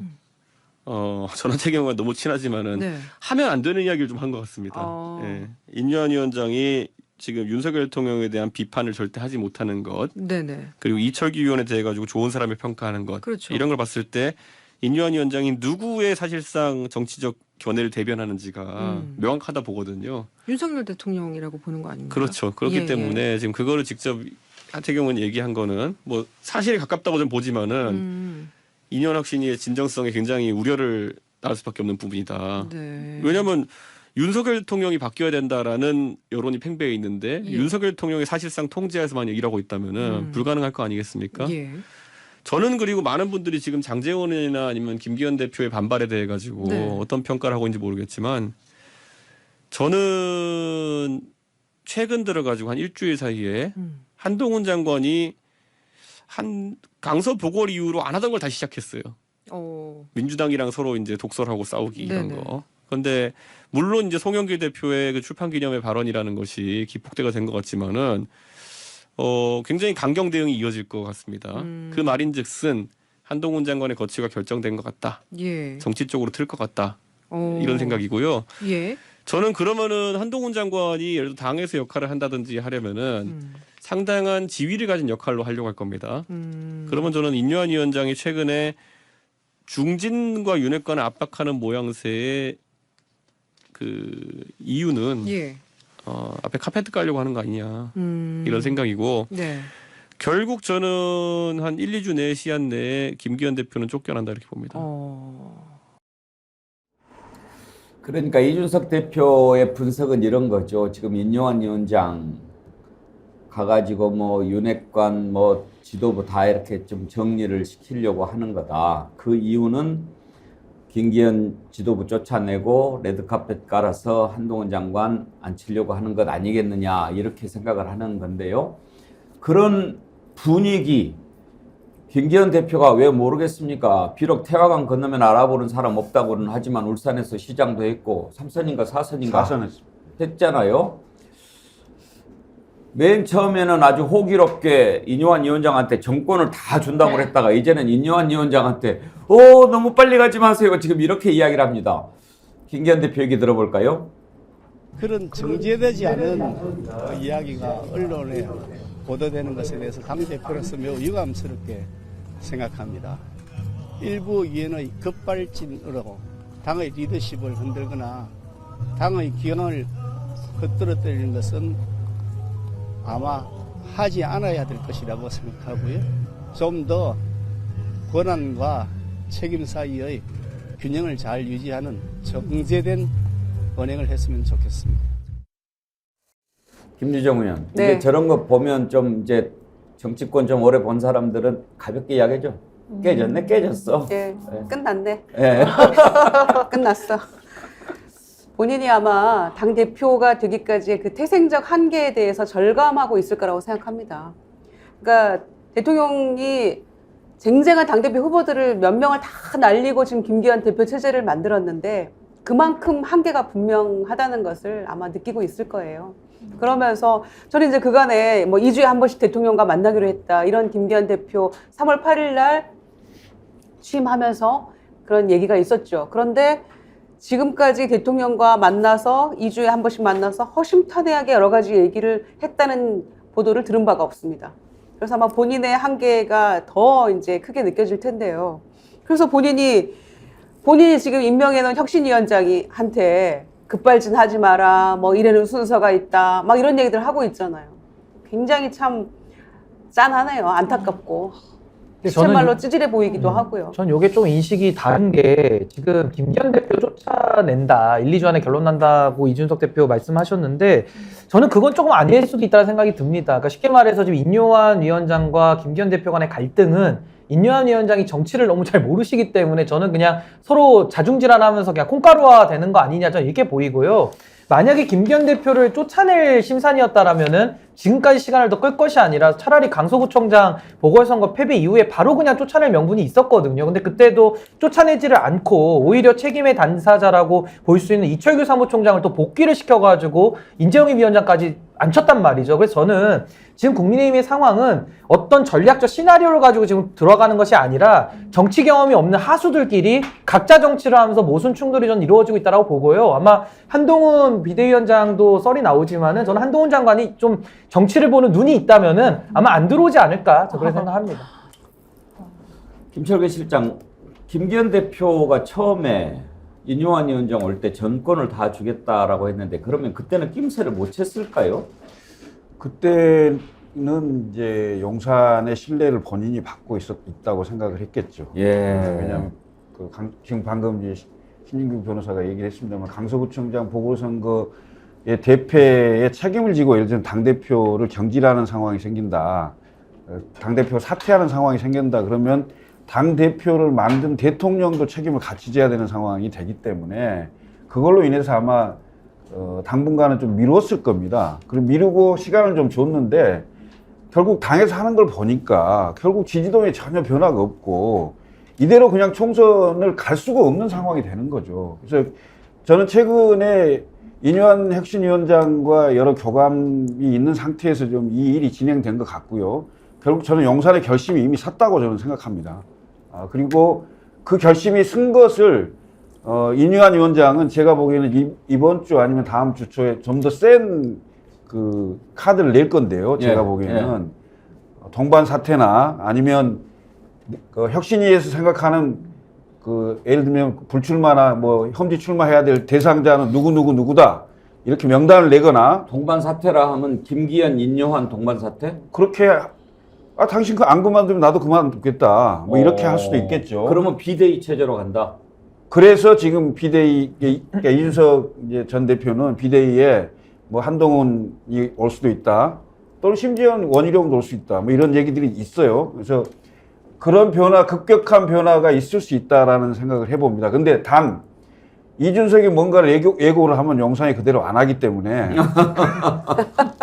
일루진 내에 김기현 바뀔 거라 이렇게 예고를 했기 때문에 1, 2주가 아니고 좀 더 김기현이 정치적 연장 이준석 대표가 김기현 대표 도와준 거네요?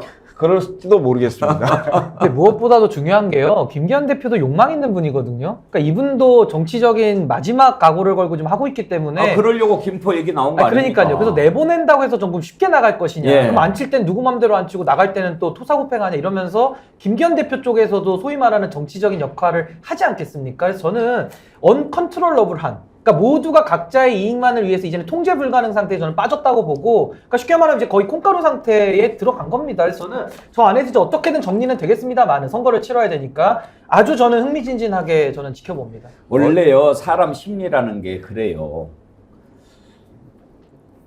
이쪽에서 도와준 사람은 야 너는 내가 만들어줬잖아 그렇게 생각하고, 된 사람은 무슨 말도 안 되는 소리야, 내가 될 만해서 됐고 네가 조금 숟가락 얹어준 거 도와준 거지 이렇게 생각하는데, 특히나 이해관계로 만난 사람들은 더 그래요. 근데 장유미 변호사님, 네. 김기현 쳐내고 한동훈 그 자리에 앉히려고 한다, 이게 지금 시나리오 같다라고 이준석 대표 얘기하는데, 김기현 대표 순순히 호락 물러나겠습니까? 순순히 호락호락 할까요? 저 그러지 않을 것 같은데요. 왜냐하면 지금까지 견뎌온 모멸감이라는 게 또 있거든요. 그거에 대한 보상도 있을 겁니다. 왜냐하면 윤석열의 꼭두각시다, 윤석열이 만들었다, 뭐 여러 이런 비토의 목소리들 감내하면서 여기까지 왔어요. 지키기 어려운 자리였을 수도 있죠. 그런데 지금 이렇게 간단히 인요한이라는 외부 인사, 정치 경험치도 낮은 그런 인물에 의해서 축출당하는 걸 본인이 용납할까요? 어려울 거고요. 그렇다면 전선이 어떻게 갈릴 것이냐. 아, 어제 동지가 오늘의 적이 되는구나. 이런 지금 뭐 흥미진진하다는 표현을 써주셨지만 정치적으로 좀 관전할 포인트가 굉장히 많다, 이런 생각이 듭니다. 그러니까 인요한 위원장의 여러 발언에 대해서 김기현 대표는 반발하고 구핵관들도 반발합니다. 그런데 대통령실은 조용해요. 그래서 대통령의 마음이 곧 혁신위원장의 마음이다, 윤심이 인심이다, 이런 생각이 들기 때문에 나중에 정말 궁지에 몰리면 김기현 대표가 한마디는 할 거예요. 그래서 내가 강서구청장 후보 내지 말자 그랬지, 이런 얘기부터 시작하지 않을까 싶어요. 저 마지막 하나만 돗자리 깔고 저도 가겠습니다. 이게요, 저는 이제 거의 콩가루 상태라고 저는 보는데, 전 이제 앞으로 어떻게 될 걸로 보냐면은, 국민의힘은 저력 있는 당이에요. 그러니까 쉽게 말해 선출직 당대표도 쫓아내는 당이거든요. 인요한 혁신위원장 하나 몰아내는 건요, 저는 아주 식은 죽 먹기다. 저 매우 어려운 일이 아니기 때문에 아주 쉽다. 그래서 전 인요한 위원장이 짐 싸서 저는 병원으로 다시 그 교수직으로 좀 돌아가실 거라고 봅니다. 저는. 용산의 배경이 있기 때문에 인요한 위원장이 저렇게 발언을 하는 거예요. 그렇겠죠. 네, 그게 아니면 그 신인규 변호사처럼 그 윤여원 위원장이 정리가 될 수 있겠지만 간단치 않을 거고요. 그다음에 결국은 정리가 될 겁니다. 제가 보기에. 그런데 아까 김유정 의원 용산 얘기하셨는데 용산은 보면 꼭 패턴이 있어요. 막 이렇게 난리 분탕질을 쳐놓고 나가버려. 예. 또 나가잖아요. 그러니까 나간다 그러면은 그 전에 꼭 무슨 사건이 일어나요. 예. 그리고 나간 다음에 나가면서 정리해놔. 이렇게 하는지.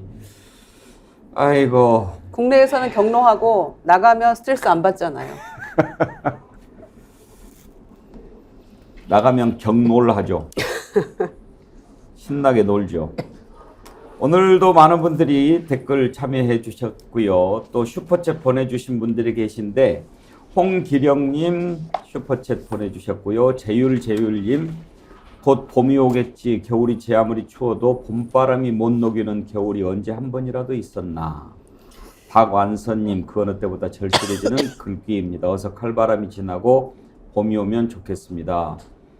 재율님, 박완선님 글과 함께 슈퍼챗 보내주셨는데 감사합니다. 김영일님, 백운기 선생님, 신인규 변호사님, 장윤미 변호사님, 김유정 의원님, 김철근 실장님 오늘도 평론하시느라고 고생이 많으시네요. 에이펙에 간다고요? 이 패대기 치고 싶네요. 이런 정권이 어디 있냐고 육두 문자가 나오기 일보 직전입니다. 육두 문자 참고 슈퍼챗 보내주셔서 감사합니다.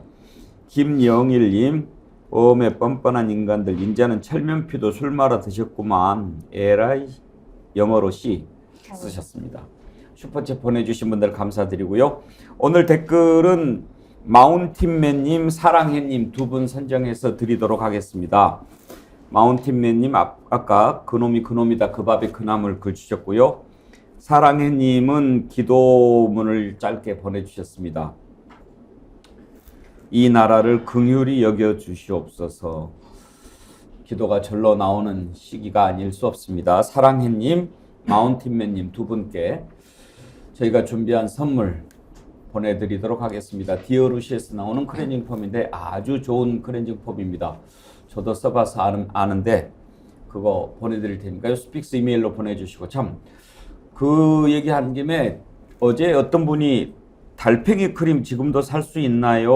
어떻게 구입해야 되나요? 물어보셨던데요. 스픽스몰로 들어오시면 구입하실 수 있습니다. 달팽이 크림 제가 많이 계속 바르는데 우리 분장사 선생님이 좋다고 그러시더라고요.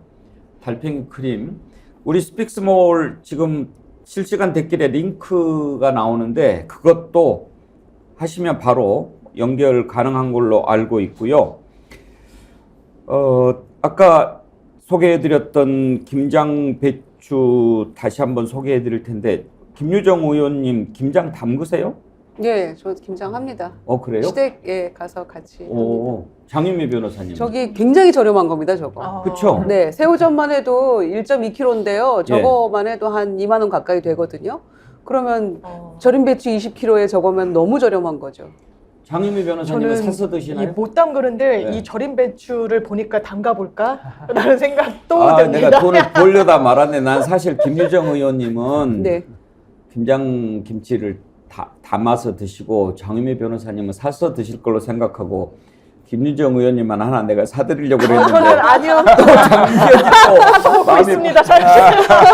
제가 그러면 오늘 기념으로 두 분께 이 김장배추 제가 선물하도록 하겠습니다. 이게 근데 양이 충분하지 않으니까 20kg구나. 적은 식구는 20kg면은 충분히 드실 것 같고 더 필요하면 그거는 추가로 사서 드시기 바랍니다. 해남배추입니다. 해남배추 아주 유명하지 않습니까? 속이 꽉꽉 차 있다고 하니까요. 천일염으로 미리 절여서 보내드리는 김장배추. 정말 이 정도면은 제가 잘은 모르지만 아마 상당히 좋은 조건인 것 같고요. 여기에 새우젓 1.2kg 포함이면 김주정 의원 겁나게 좋은 거죠. 굉장히 저렴하고 좋습니다. 또 신한 새우젓인데요. 예. 그 김장하실 날짜 알려주시면 제가 그때 맞춰서 두 분께 선물하도록 하겠습니다. 그러면 드시고 또 소개도 해 주십시오. 우리 스픽스도 홍보해 주시면 100만 정어리 금방 만들 수 있을 것 같습니다. 해남 땅끝마을 절임배추 제가 자신 있게 추천합니다. 오늘 1부는 여기서 마치고요. 오늘 2부에서는 지금 예산안 심의하고 있는데 어떤 문제가 있는지 예산 전문가 모시고 예산을 좀 깊이 들여다보려고 합니다. 우리 정치분석 이렇게 잘하고 있습니다. 여러분들 채널 고정해 주십시오. 오늘 네 분 패널 수고하셨습니다. 감사합니다. 감사합니다.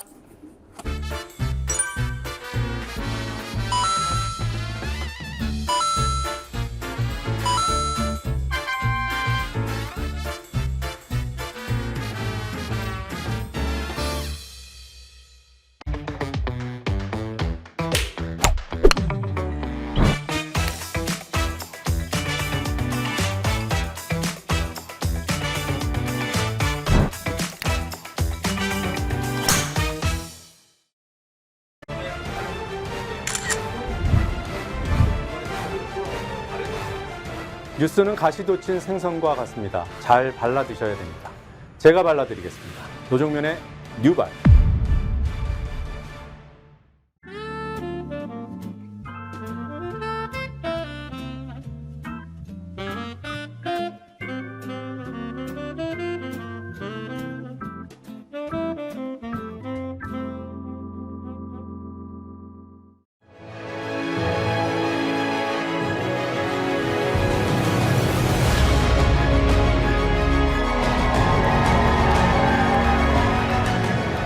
여러분 안녕하십니까, 배국입니다. 박준영의 마키아벨리, 박시동의 경제 본색. 노종면의 뉴발 시작하겠습니다.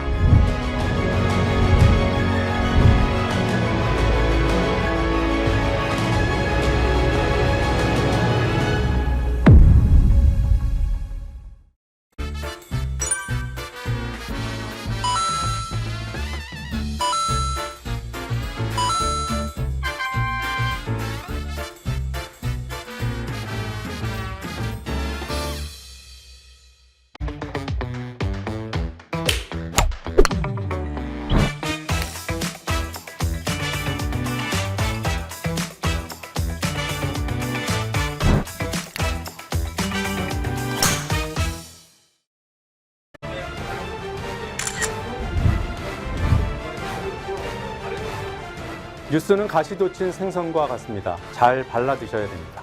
제가 발라드리겠습니다. 노종면의 뉴발. 예, 생방송 배공개의 정치본색 오늘 2부에서는 지금 예산안 심의 중인데 예산안 한번 들여다보려고 합니다. 대한민국 최고 예산 재정 전문가 조일출 박사 모셨습니다. 어서 오십시오. 네, 안녕하세요. 파주 예산정책연대 상임대표. 파주에서 지금 정치활동하고 계신가 보죠? 예, 그렇습니다. 예. 네, 총선 준비하고 있습니다. 최고 예산 재정 전문가로 제가 소개를 해드렸는데 짧게 어떻게 본인이 예산 정책 전문가가 되셨는지 이력을 한번 소개를 해주시죠. 예, 간단하게 말씀드리겠습니다. 저는 지난 20년 동안 중앙정부, 지방정부 그리고 정당 또 학계 등에서 정책과 어떤 실무 경험을 많이 했고요. 정치권에서 유일하게 정부회계 전공으로 박사학위를 또 가지고 있습니다. 아, 예. 정부회계. 예, 그렇습니다. 그러시군요. 알겠습니다. 그러면 오늘 우리 국민들한테, 우리 또 애청자님들한테 지금 예산안 심의가 시작이 됐나요? 시작됐습니다. 예. 예. 예산안은 처리가 원래 올해 안에 끝나게 항상 돼 있는 거죠, 법으로. 그렇습니다. 근데 그걸 지킨 적은 거의 없죠. 거의 없습니다. 예, 아무튼 제대로 예산을 짜고 집행하고 또 결산하고 감사하고 이래야 나라가 건강한데 예. 오늘 한번 지금 정부가 윤석열 정부 취임하고 지금 두 번째 내놓은 예산안이 되겠네요? 맞습니다. 실질적으로 지금 두 작년에는 번째입니다. 어땠나요? 전체적으로 봤을 때. 작년의 경우도 사실은 639조였거든요. 예. 총 예산 재정 지출액이요. 그리고 올해의 경우는 지금 657조로 작년에 비해서 2.8%가 증액됐습니다. 예. 그런데 IMF에서 우리 23년에 대한민국 물가 상승률이 지금 3.4%거든요. 그렇다면 실질적으로 물가 상승률보다도 못하는 지금 예산 증액을 시켰기 때문에 실질적으로 마이너스 예산 증액인 겁니다. 그렇죠. 예. 사실 이러한 부분이 지금 문제인 것입니다. 왜 그렇게 마이너스로 예산 편성을 했을까요? 우리 추경호 기재부가 예. 소위 말해서 국가 채무 비율, 재정 건전성, 이 숫자 맞추기 노름에만 지금 혈안이 돼 있다는 것입니다. 그 증거가 무엇이냐면요. IMF가 41개국에 대해서 물가 상승률하고 경제 성장률을 지표를 올 10월 말에 지금 발표를 했거든요. 그래서 대한민국의 경우는 22년하고 23년에 물가 상승률 두 개를 합한 게 8.5%거든요. 근데 41개국 평균은 13.6%였습니다. 그러니까 굉장히 낮은 거 아닙니까? 두 개 연도를 지금 합한 거거든요. 22년, 23년 거. 그런데 또 반대로 이제 경제 성장률을 또 봤거든요.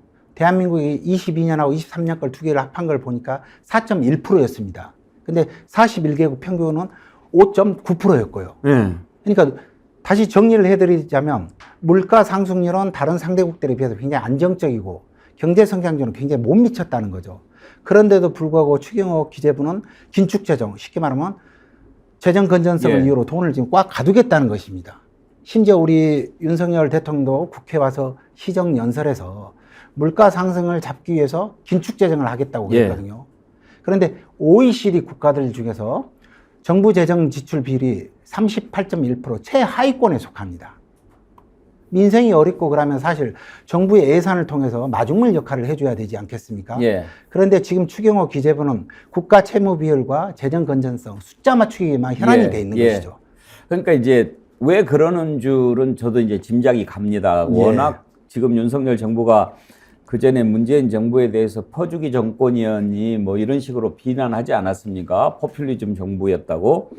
그렇기 때문에 이제 우리는 그렇게 안 한다. 퍼주기 안 한다. 그리고 누가 뭐라고 하든 건전하게 가져갈 거다.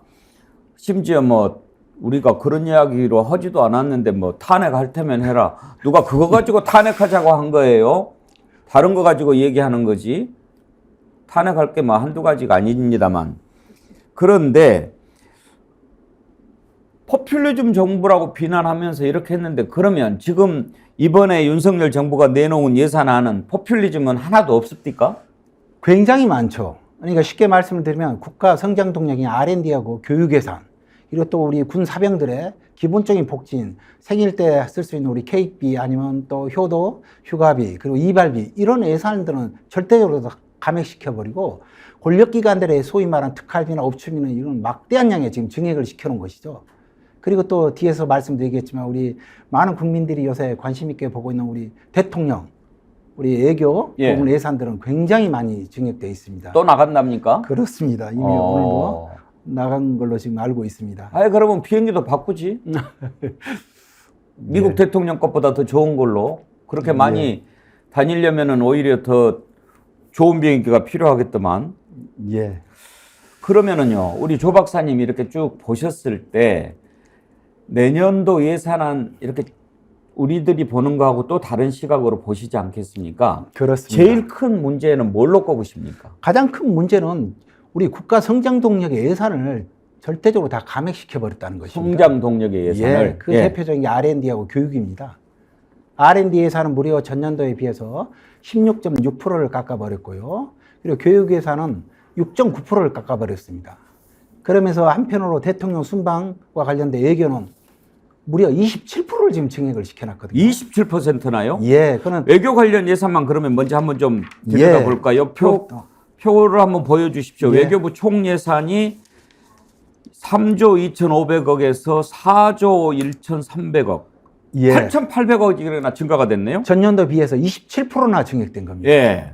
이렇게 27% 증액되는 건 세 번째 도표입니다. 지금 그 표 말고요. 다음 도표 이렇게 보여주시면 됩니다. 이거 한번 보면서 설명을 한번 들어보죠. 그러니까 올해 24년에 외교부 지금 일반회계 총 예산이 4조 1,300억 원이거든요. 전년에 비해서 무려 8,800억 원, 27%나 증가됐습니다. R&D 예산은 16.6%를 깎아버리고 교육 예산도 6.9%를 지금 깎지 않았습니까? 아마 이렇게 27%가 증액된 건 역대 최고일 겁니다. 아니 건전 재정한다면서 본인 나가는 것은 이렇게 예산을 늘렸단 말이에요? 그렇습니다. 지금 예산이 문제가 되는 게 뭐냐면 이게 말입니까? 막걸리입니까? 민생과 관련된 예산들은 절대적으로 감액시키고 권력기관이나 대통령과 관련된 예산은 절대적으로 지금 증액시켰다는 게 지금 문제인 것입니다. 국민들만 허리띠를 졸라매라고 지금 강요를 하고 있는 것이죠. 구체적으로 예산 외교 관련해서 뭐가 늘어났습니까? 좀 다시 한번 표를 좀 보시면서 말씀을 드리도록 하겠습니다. 제가 지금 외교부에 예산서를 직접 보고 지금 찾아낸 겁니다. 예. 예. 그동안에 지금 논란이 됐었던 게 올해 정상 외교 항목으로 지금 잡혀 있는 게 올해 249억 원이었습니다. 네. 그래서 추가로 예비비가 329억 원 들어가서 역대 최고로 578억 원 이야기가 나오지 않았습니까? 예. 이것만 해도 역대 최대인데. 그렇죠. 근데 정상 외교 항목이 작년에 비해서 271억 원으로 지금 23억 원이 증가되었거든요. 그런데 두 번째 2번 예. 이게 좀 심각합니다. 아프리카 중동 지역 이 관련한 외교인데 무려 올해가 425억 원으로 346억 원이 지금 증가됐거든요. 예. 근데 올해 지금 347억 원이 아프리카 정상 외교로 지금 잡혀 있습니다. 내년에. 예, 24년에. 예. 그리고 재단에 출연한 게 45억 원, 그리고 교류 협력 강화로 지금 33억 원에서 총 그러니까 425억 원이 지금 잡혀 있거든요. 아프리카에 왜 이렇게 신경을 쓰겠다는 그러니까 겁니까? 상당히 지금 심도 있게 우리 민주당 입장이나 국민들이 눈에 좀 쌍불을 켜고 좀 봐야 되는 항목입니다. 그러면 박사님 보시기에 아프리카에 이렇게 많이 힘을 쓰는 이유가 어디에 있다고 보십니까? 사실 제가 봤을 때는 워낙 이게 그 내부적인 거는 뭐 기밀에 붙이지 않겠습니까? 언론에 그래도 지금까지 뭔가 뭐 현재 명분이 있어야죠. 우리가 아프리카 예를 들어서 중국 같은 경우에는 아프리카를 진작부터 공략하지 않았습니까? 네, 그렇습니다. 그럴 때는 이제 뭐 어떤 외교적인 전략이 보입니다만 우리가 예를 들어서 아프리카나 중동 쪽에 외교 협력을 강화하겠다고 하면은 왜 그쪽을 더 신경 써서 해야 되는지 설명을 해야죠. 이러한 부분들에 대해서는 대통령실이 분명히 입장을 밝혀야 되고요. 또 민주당 입장에서도 밝혀내야만 하지 않겠습니까? 예. 외교 관련해서 이렇게 많이 돈을 쓴다. 자, 그러면 우리가 이제 가계부도 쓰는 데가 있고 들어오는 데가 있지 않습니까? 본인이 영업사원 1호를 자임하면서 지금 저렇게 돌아다니고 있는데 내년에도 열심히 뛰겠다고 이렇게 잡아놓은 거 거기까지 좋다고 칩시다. 그러면 벌어 들여와야죠. 그렇습니다. 올해 그러면은 수지를 맞춰봤습니까? 가서 쓴 거하고 벌어 들어온 거하고? 국민들이 지금 우려하는 부분이 이거죠. 대통령이 외교 순방 자체가 문제되지는 않지 않겠습니까? 문제는 성과를 지금 말하는 거죠. 그렇죠. 아, 벌어오면 누가 뭐라 그래요? 예, 그렇습니다. 아시다시피 우리 김건희 씨는 유럽 가서 폴란드 가서 명품 샵에 가서 또 언론에 이렇게 발각되고 그러지 않았습니까? 리투아니아. 예, 네. 굉장히 그러니까 이런 부분들에 대해서 국민들이 우려하시고 또 우리가 이렇게 힘든데 본인들은 외국에 나가서 이렇게 뻥뻥 쓰는구나. 이런 부분들에 있어서 지금 통탄하고 계시는 겁니다. 영업사원이 돌아다니면서 돈을 쓰는 것을 뭐라고 하겠습니까? 근데 그것도 적당히 써야 되고 또 제대로 이제 벌어 들여와야지. 나 영업으로 나간다고 뷔페에서 가서 호화롭게 먹고 사우나 가서 맨날 놀다가 뭐 팔았냐 때 손톱깎이 하나 팔아왔다고 그러면 그거 영업사원 그냥 두면 되겠어요? 잘라버려야지. 예, 이런 부분들에 대해서 우리 국민들이 더 아주 심도 있게 좀 보실 필요가 있다고 봅니다. 또 어떤 점 좀 주목해서 봐야 됩니까? 가장 대표적인 게 우리 첫 번째 우리 도표를 좀 보여주시겠습니까? 국가기관. 그렇습니다. 예. 사실 우리 국민들한테는 이렇게 허리띠를 졸라매라면서 제가 우리 국가기관이 예산서에 반영된 국가기관이 우리 총 61개 국가기관이 있습니다. 예. 국가기관이라 하면 모든 부처 다 포함한 겁니까? 맞습니다. 네. 부처 다 포함해서 61개 기관입니다. 예. 그 위원회까지 다 포함해서요. 뭐 선관이든 뭐든 간에요. 네. 총 61개 기관이 있는데요. 이 61개 기관에 24년에 소위 말하는 5대 불투명 예산, 업추비라든가 특활비, 예. 그리고 안보비, 직무수행경비, 정보와 안보비 이 5대 항목에 대한 예산 총액을 한번 봤더니요. 표를 한번 보면서 이렇게 말씀을 예. 드리도록 하겠습니다. 그 금액이 무려 2조 4천억 원이나 됐습니다. 어마어마한 돈입니다. 이 5개 항목에 대해서만. 이것도 올해보다 더 늘어났네요. 그렇습니다. R&D는 깎으면서 특수활동비는 늘린다. 755억 원이나 지금 증가됐습니다. 아니 특활비는 그렇게 논란이 많이 됐는데 염치가 있어야죠. 예, 그렇습니다. 저기 표에서 방금 전에 보셨던 직무수행 경비가 바로 대법원에서 윤석열 검찰총장한테 특활비하고 특정 업무 경비 이 두 가지를 공개하라고 하지 않았습니까? 예. 바로 이 특정 업무 경비에 포함된 게 직무수행 경비입니다. 음. 직무수행 경비의 90%가 특정 업무 경비거든요. 특정 대부분. 업무가 뭡니까? 그게 소위 말해서 이게 보면 특별한 목적 없이 그 조직의 기밀 활동을 위해서 쓰는 겁니다. 뭐 어디다 쓰는지 그러면 알 수는 있습니까? 그 부분에 대해서 대법원이 지금 공개하라고 했는데도 예. 불구하고 지금 안 하고 있는 거고. 잉크가 휘발돼 버렸다고 그러고. 맞습니다. 이런 것은 그냥 올리면은 다 통과가 됩니까? 그동안 아쉽게 국회에서 이런 부분들에 대해서 심도 있게 심의를 제대로 못했던 게 이제 문제였던 것이죠. 어떻게 해야 됩니까? 이런 부분에 대해서 이제 좀 개선이 되려면 제도적 개선이 좀 필요합니다. 예결위가 지금 임시 비상설이지 않습니까? 예. 그래서 예산결산위원회가 반드시 상설화가 돼야만 되는 것이죠. 예. 상설화하고 예. 그리고 들여다볼 것 들여다보고 그렇습니다. 지금 민주당에서는 특수활동비 대폭 줄이려고 하지 않습니까? 그렇지만 이제 전체적으로 제가 이걸 밝혀낸 건 제가 지금 처음이거든요. 아, 예. 제가 이거 들여다보면서 예산서를 제가 직접 코딩을 해서 지금 숫자를 전부 다 지금 뽑아낸 것입니다. 아, 불투명 경비니까. 예, 그렇습니다. 그러면 특수활동비, 업무추진비, 직무수행경비, 안보비, 정보보안비 이런 것은 정확하게 세목이 밝혀지지 않은 그런 것들이니까 불투명으로 분류를 하셨고 그렇습니다. 불투명 경비에 안보비는 뭐고 정보보안비는 뭡니까? 이게 사실은 명칭이 지금 안보비하고 정보안보비가 있는데요. 보안이나 안보나? 이 안보비는 유일하게 대한민국 국정원만 지금 있습니다. 아, 그럼 안보비는 국정원 예산입니까? 예, 그렇습니다. 이 안보비가 특수활동비, 업무추진비, 직무수행경비 이런 게 다 포함돼서 국정원 안보비로 지금 통합해서 이렇게 하나로만 쓰고 있는 것이죠. 안보비는 안 보이는 비용 아닙니까? 그런데 이제 추측컨대 이 안보비가 국정원의 경우가 올해 지금 393억 원이 전년에 비해서 늘었거든요. 근데 잘 아시겠지만 우리 기존에 기무사하고 사이버 사령부 있지 않습니까? 예. 사실 이런 데하고 주로 관련된 예산이라고 추측해 볼 수 있는 거 아니겠습니까?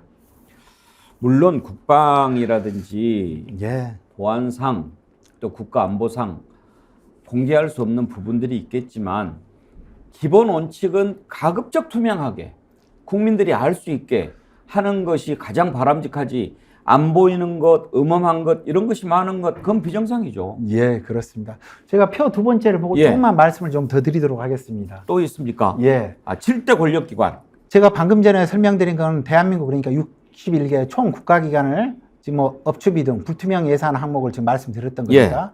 그게 2조 4천억 원이나 됐던 거고요. 그리고 7대 권력기관만 좀 집중해서 한번 봤습니다.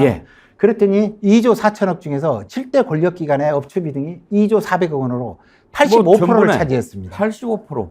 거의 다입니다. 권력기관 쪽에 다 몰아줬군요. 그렇습니다. 이게 윤석열 정부 24년 예산의 가장 큰 특징입니다. 민낯이네요. 예, 그렇습니다. 이 부분도 제가 처음으로 지금 정리를 해서 우리 시청자분들한테 지금 이렇게 알려드리는 것입니다. 그럼 구체적으로 한번 볼까요? 대통령실 같은 경우에 지금 올해 327억 원입니다. 예, 전년에 비해서 그러니까 지금 이 부분도 상당히 많이 늘었고요. 두 번째 재미난 게 지금 법무부인데요. 법무부 예산이 뒤에 보면 정보안보비라는 게 있습니다. 42억 원. 이게 처음으로 지금 법무부에 처음 편성된 겁니까? 그렇습니다. 한동훈 법무부에서 처음으로 42억 원이 지금 편성된 겁니다. 그전에는 없었던 겁니다. 특수활동비도 아니고 정보안보비가 따로 있다는 겁니까? 특수활동비를 전년에 비해서 지금 150억 원인데 전년에 비해서 28억 원을 감액을 시켰더라고요. 그렇더니 모르는 분들은 법무부가 특수활동비를 감액시켰구나라고 생각할 수 있는데 봤더니 정보안보비를 그 배인 42억 원을 지금 잠깐만 표가 조금 일치가 돼야 될 필요가 있는데 우리가 앞에서 소개했을 때는 정보보안비라고 그랬거든요. 안보비가 있고 정보보안비가 있는데 이건 정보안보비입니까? 정보보안비입니까? 이 명칭은 정확히 말씀드리면 정보보안비입니다. 정보보안비로 바꿉시다. 그렇습니다. 정보보안비. 안보비하고 정보보안비. 근데 정보보안비가 42억이 없던 것이 새로 편성이 됐다. 그렇습니다. 어디다 쓰겠다는 겁니까? 이 부분도 이제 소위 말하는 불특정 항목인 것입니다. 물론 관련된 영수증이나 이런 걸 제대로 공개하지 않겠죠. 없었던 것이 생겼을 때는 이유를 설명해야죠.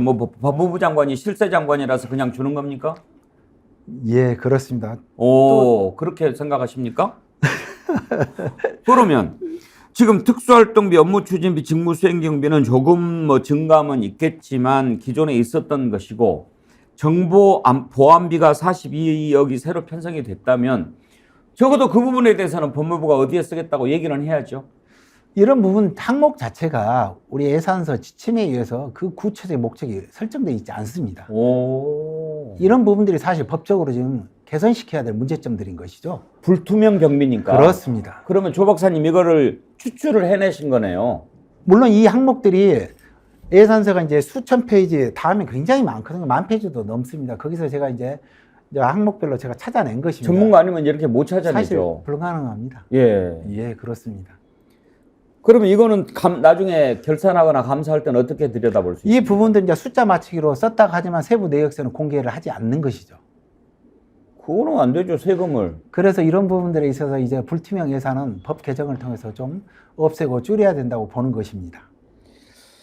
이 부분이 제일 눈에 띄는데, 예. 자, 그러면 오늘 지금 우리 조 박사님 모시고 예산 들여다보니까 참 많이 배우게 되는데, 앞으로 이제 예산안 쭉 처리 과정이 있지 않습니까? 그렇습니다. 좀 더 시간을 내주셔가지고 우리가 궁금할 때 좀 얘기를 많이 들려주시면 좋겠는데. 언제든지 불러주시면 제가 아이고. 이렇게 와서 이렇게 설명드리고 국민분들한테도 알려드리도록 감사합니다. 감사합니다. 그럼 한두 가지만 더 여쭤보겠습니다. 예. 이런 부분들이 많이 있고 또 들여다봐야 될 부분이 많은데 우리 국민들은 일단 숫자가 나오면 저부터도 이제 좀 어려우니까 멀리하게 되고 또 이제 좀 믿는 것도 있죠. 정부가 어련히 알아서 하겠어? 그다음에 국민의 대표 국회의원들 뽑아놨는데 어련히 알아서 하겠어? 하겠지? 뭐 이렇게 생각하지 않습니까? 예. 그래서 조금 물러나 있는데 다 우리가 낸 세금 아닙니까? 그렇습니다. 우리들이 어떤 부분을 좀 지켜봐야 된다고 생각하십니까? 사실 이렇게 병폐가 발생된 이유는 기재부의 독점적인 권력 때문에 그렇습니다. 우리 검찰이 세계 유례가 없이 기소권, 수사권, 공소유지권 세 가지를 지금 모두 가지고 있어서 지금 병폐가 되는 거 아니겠습니까? 기재부도 마찬가지입니다. 기재부가 세 가지 권한을 가지고 있습니다. 예산권, 재정권, 재정정책과 관련된 재정권, 세 번째는 경제권, 경제정책권. 이렇게 세 가지를 다 가지고 있는 나라는 세계적으로 또 유례가 없습니다. 아, 미국 재무부는 이렇게 안 미국의 합니까? 경우는 당연히 그렇습니다. 예산권은 백악관에가 있고요. 소위 말해서 미국의 재무부는 재정권하고 경제권만 가지고 있습니다. 네. 이렇게 정부기관 내에서도 권력기관을 견제를 하게 만들었던 것이죠. 우리나라도 사실은 있었습니다. 김대중 정부하고 노무현 정부 때 만들어 놓은 기획예산처입니다. 예. 그때는 예산권이 기획예산처에 있었던 것이죠. 그렇군요. 그런데 그걸 이명박 정부가 탄생하면서 2008년 2월에 그걸 합쳐버려서 지금의 기획재정부 거대 공룡이 탄생하게 된 것입니다. 그때는 기획예산처, 재정경제부 이렇게 갈라져 그렇습니다. 있었는데, 나눠져 있었는데 그걸 합쳤군요. IMF 초래한 게 그 당시에 재정경제부, 재정경제원, 예. 지금의 기재부와 동일하거든요. 명칭만 틀린데 그 재정경제원이 절대 권력을 가지고 있어서 그 나라를 팔아먹다시피 하지 않았습니까? 그래서 그걸 김대중 정부 때 고쳤던 것이죠. 기획예산처를 만들어서. 예. 그걸 이명박 정부가 원상복귀 시켜놨던 것입니다. 그래서 이거 기재부 반드시 예산권을 별도 독립부처를 만들어서 분리시켜야만 하는 것입니다. 예. 그래서요. 이제 기획재정부가 그렇게 됐는데 우리가 어떤 점을 주목을 해서 봐야 됩니까? 항상. 이것이죠. 과연 우리 민생을 위해서 예산이 주로 쓰여져 있나 안 쓰여있나, 그리고 권력기관 위주로 예산이 돌아가고 있나 안 돌아가고 있나, 딱 두 가지만 보시면 됩니다. 우리 지금 말씀드린 것처럼 국가성장동력 예산 없고 우리 청소년 예산, 소위 말해 우리 사병들 예산, 소위 민생 예산을 지금 다 깎아버렸거든요. 그러면서 대통령 우리 외교 예산이라든가 권력기관 예산은 절대적으로 지금 증액을 시켜버린 것이죠. 어떻게 외교부 예산은 27%나 증액을 시킵니까? 이런 경우는 대한민국 역사상 처음입니다. 우리 국민들은 그런 점을 좀 주목해서 봐야 될 것 같고, 그렇습니다. 예산 전문가로서 민주당에게 좀 조언이나 충고를 하고 싶다면은 이번 예산안 심의할 때 어떤 점을 좀 주문하고 싶으십니까? 예, 우리가 국가재정법상 예산 심의 의결을 다음 회기, 그러니까 소위 말해 30일, 12월 10일까지 해야 됩니다. 예. 그렇지만 기한이 중요한 게 아닙니다. 국민과 민생을 위해서 이 차가운 예산을 어떻게 따뜻한 예산으로 전환시킬 것인가. 사실 우리 민주당 예결위 분들이 날밤을 까고 안 주무시고 밝혀내야만 아시는 거죠. 따뜻한 예산을 만들도록 해야 된다. 특별히 지금 이렇게 전문가로서 뽑은 것 중에서 민주당한테 너네들 이런 것 좀 확실히 들여다봐야 돼 한다면 어떤 부분인가요? 오늘 제가 다 지금 설명을 못 드렸습니다. 그러니까 권력기관과 관련된 예산, 그리고 대통령 순방 예산인데 특히 아프리카 관련 예산이 너무 많이 증액됐거든요. 그리고 세 번째는 통상 제가 오늘 설명을 시간 관계에서 못 드렸지만 언론에서도 많이 이렇게 나오고 그렇지만 누구도 지금 말씀 못 드렸는데 김건희 관련한 예산 부분들. 그거는 제가 오늘 자료는 준비해 왔는데 지금 설명을 못 드렸습니다. 그러면 그것만 가지고 한번 들여다 보십시다. 예. 저희가 그 준비되면 알려주십시오. 예. 김건희 관련 예산도 지금 좀 준비해 들여다보고. 왔는데 지금 시간상 지금 말씀 못 드렸던 저희가 또 이제 것입니다. 경제 분석이 이어져야 되니까. 예, 그렇습니다. 빠른 시일 안에 우리 조 박사님 모시고 예산 한번 더 들여다보겠습니다. 예. 예산안 하면은 항상 숫자 때문에 머리 아픈데 오늘 이렇게 제가 그 쉽게 또 구체적으로 설명해 주시는 예산 전문가 처음 뵀습니다. 감사합니다. 고맙습니다. 이 다음에 이것 답변도 좀 준비해 주십시오. 예. 이은주 님이 조일출 대표님 정책연대와 관련해 질문이 있습니다. 예. 시민들이 중앙이나 지방정부의 예산 책정과 집행에 분석과 감시를 해야 한다는 좋은 취지에 공감합니다. 그런데 그러기 위해서는 어느 정도의 권한이 있어야 할 텐데요. 예. 정책연대가 가진 힘은 어느 정도일까요? 그리고 그 뜻을 펼치고 발휘하는 방식에는 무엇이 있을까요? 우리 애청자님 수준 높죠? 예, 굉장히 높으신데요. 예, 이런 질문 주셨는데 여기에 대한 답변도 이 다음 기회에 한번 같이 해주십시오. 예, 꼭 그렇게 하겠습니다. 고맙습니다. 21도 한라사님, 따뜻한 예산 참 좋은 말입니다. 뭉클합니다. 예, 함께 해주신 여러분 감사합니다. 오늘 대한민국 최고 예산 재정 전문가 조일출 박사님 모시고 어떤 예산 우리가 좀 관심 있게 들여다봐야 되는지 내년도 예산을 살펴봤습니다. 시간이 많지 않아서 오늘은 이 정도 하고 조만간 곧바로 다시 한번 모셔서 우리가 어떤 부분으로 좀 들여다봐야 되는지. 민주주의의 기준은 납세의식에서 출발한다는 말이 있습니다. 그러니까 우리가 낸 세금, 지금 대통령 월급 받고 비행기 타고 돌아다니고 이런 거 다 우리 세금입니다. 자기 돈 1원도 안 들어요. 그러니까 우리가 낸 세금 제대로 쓰는지 봐야 합니다.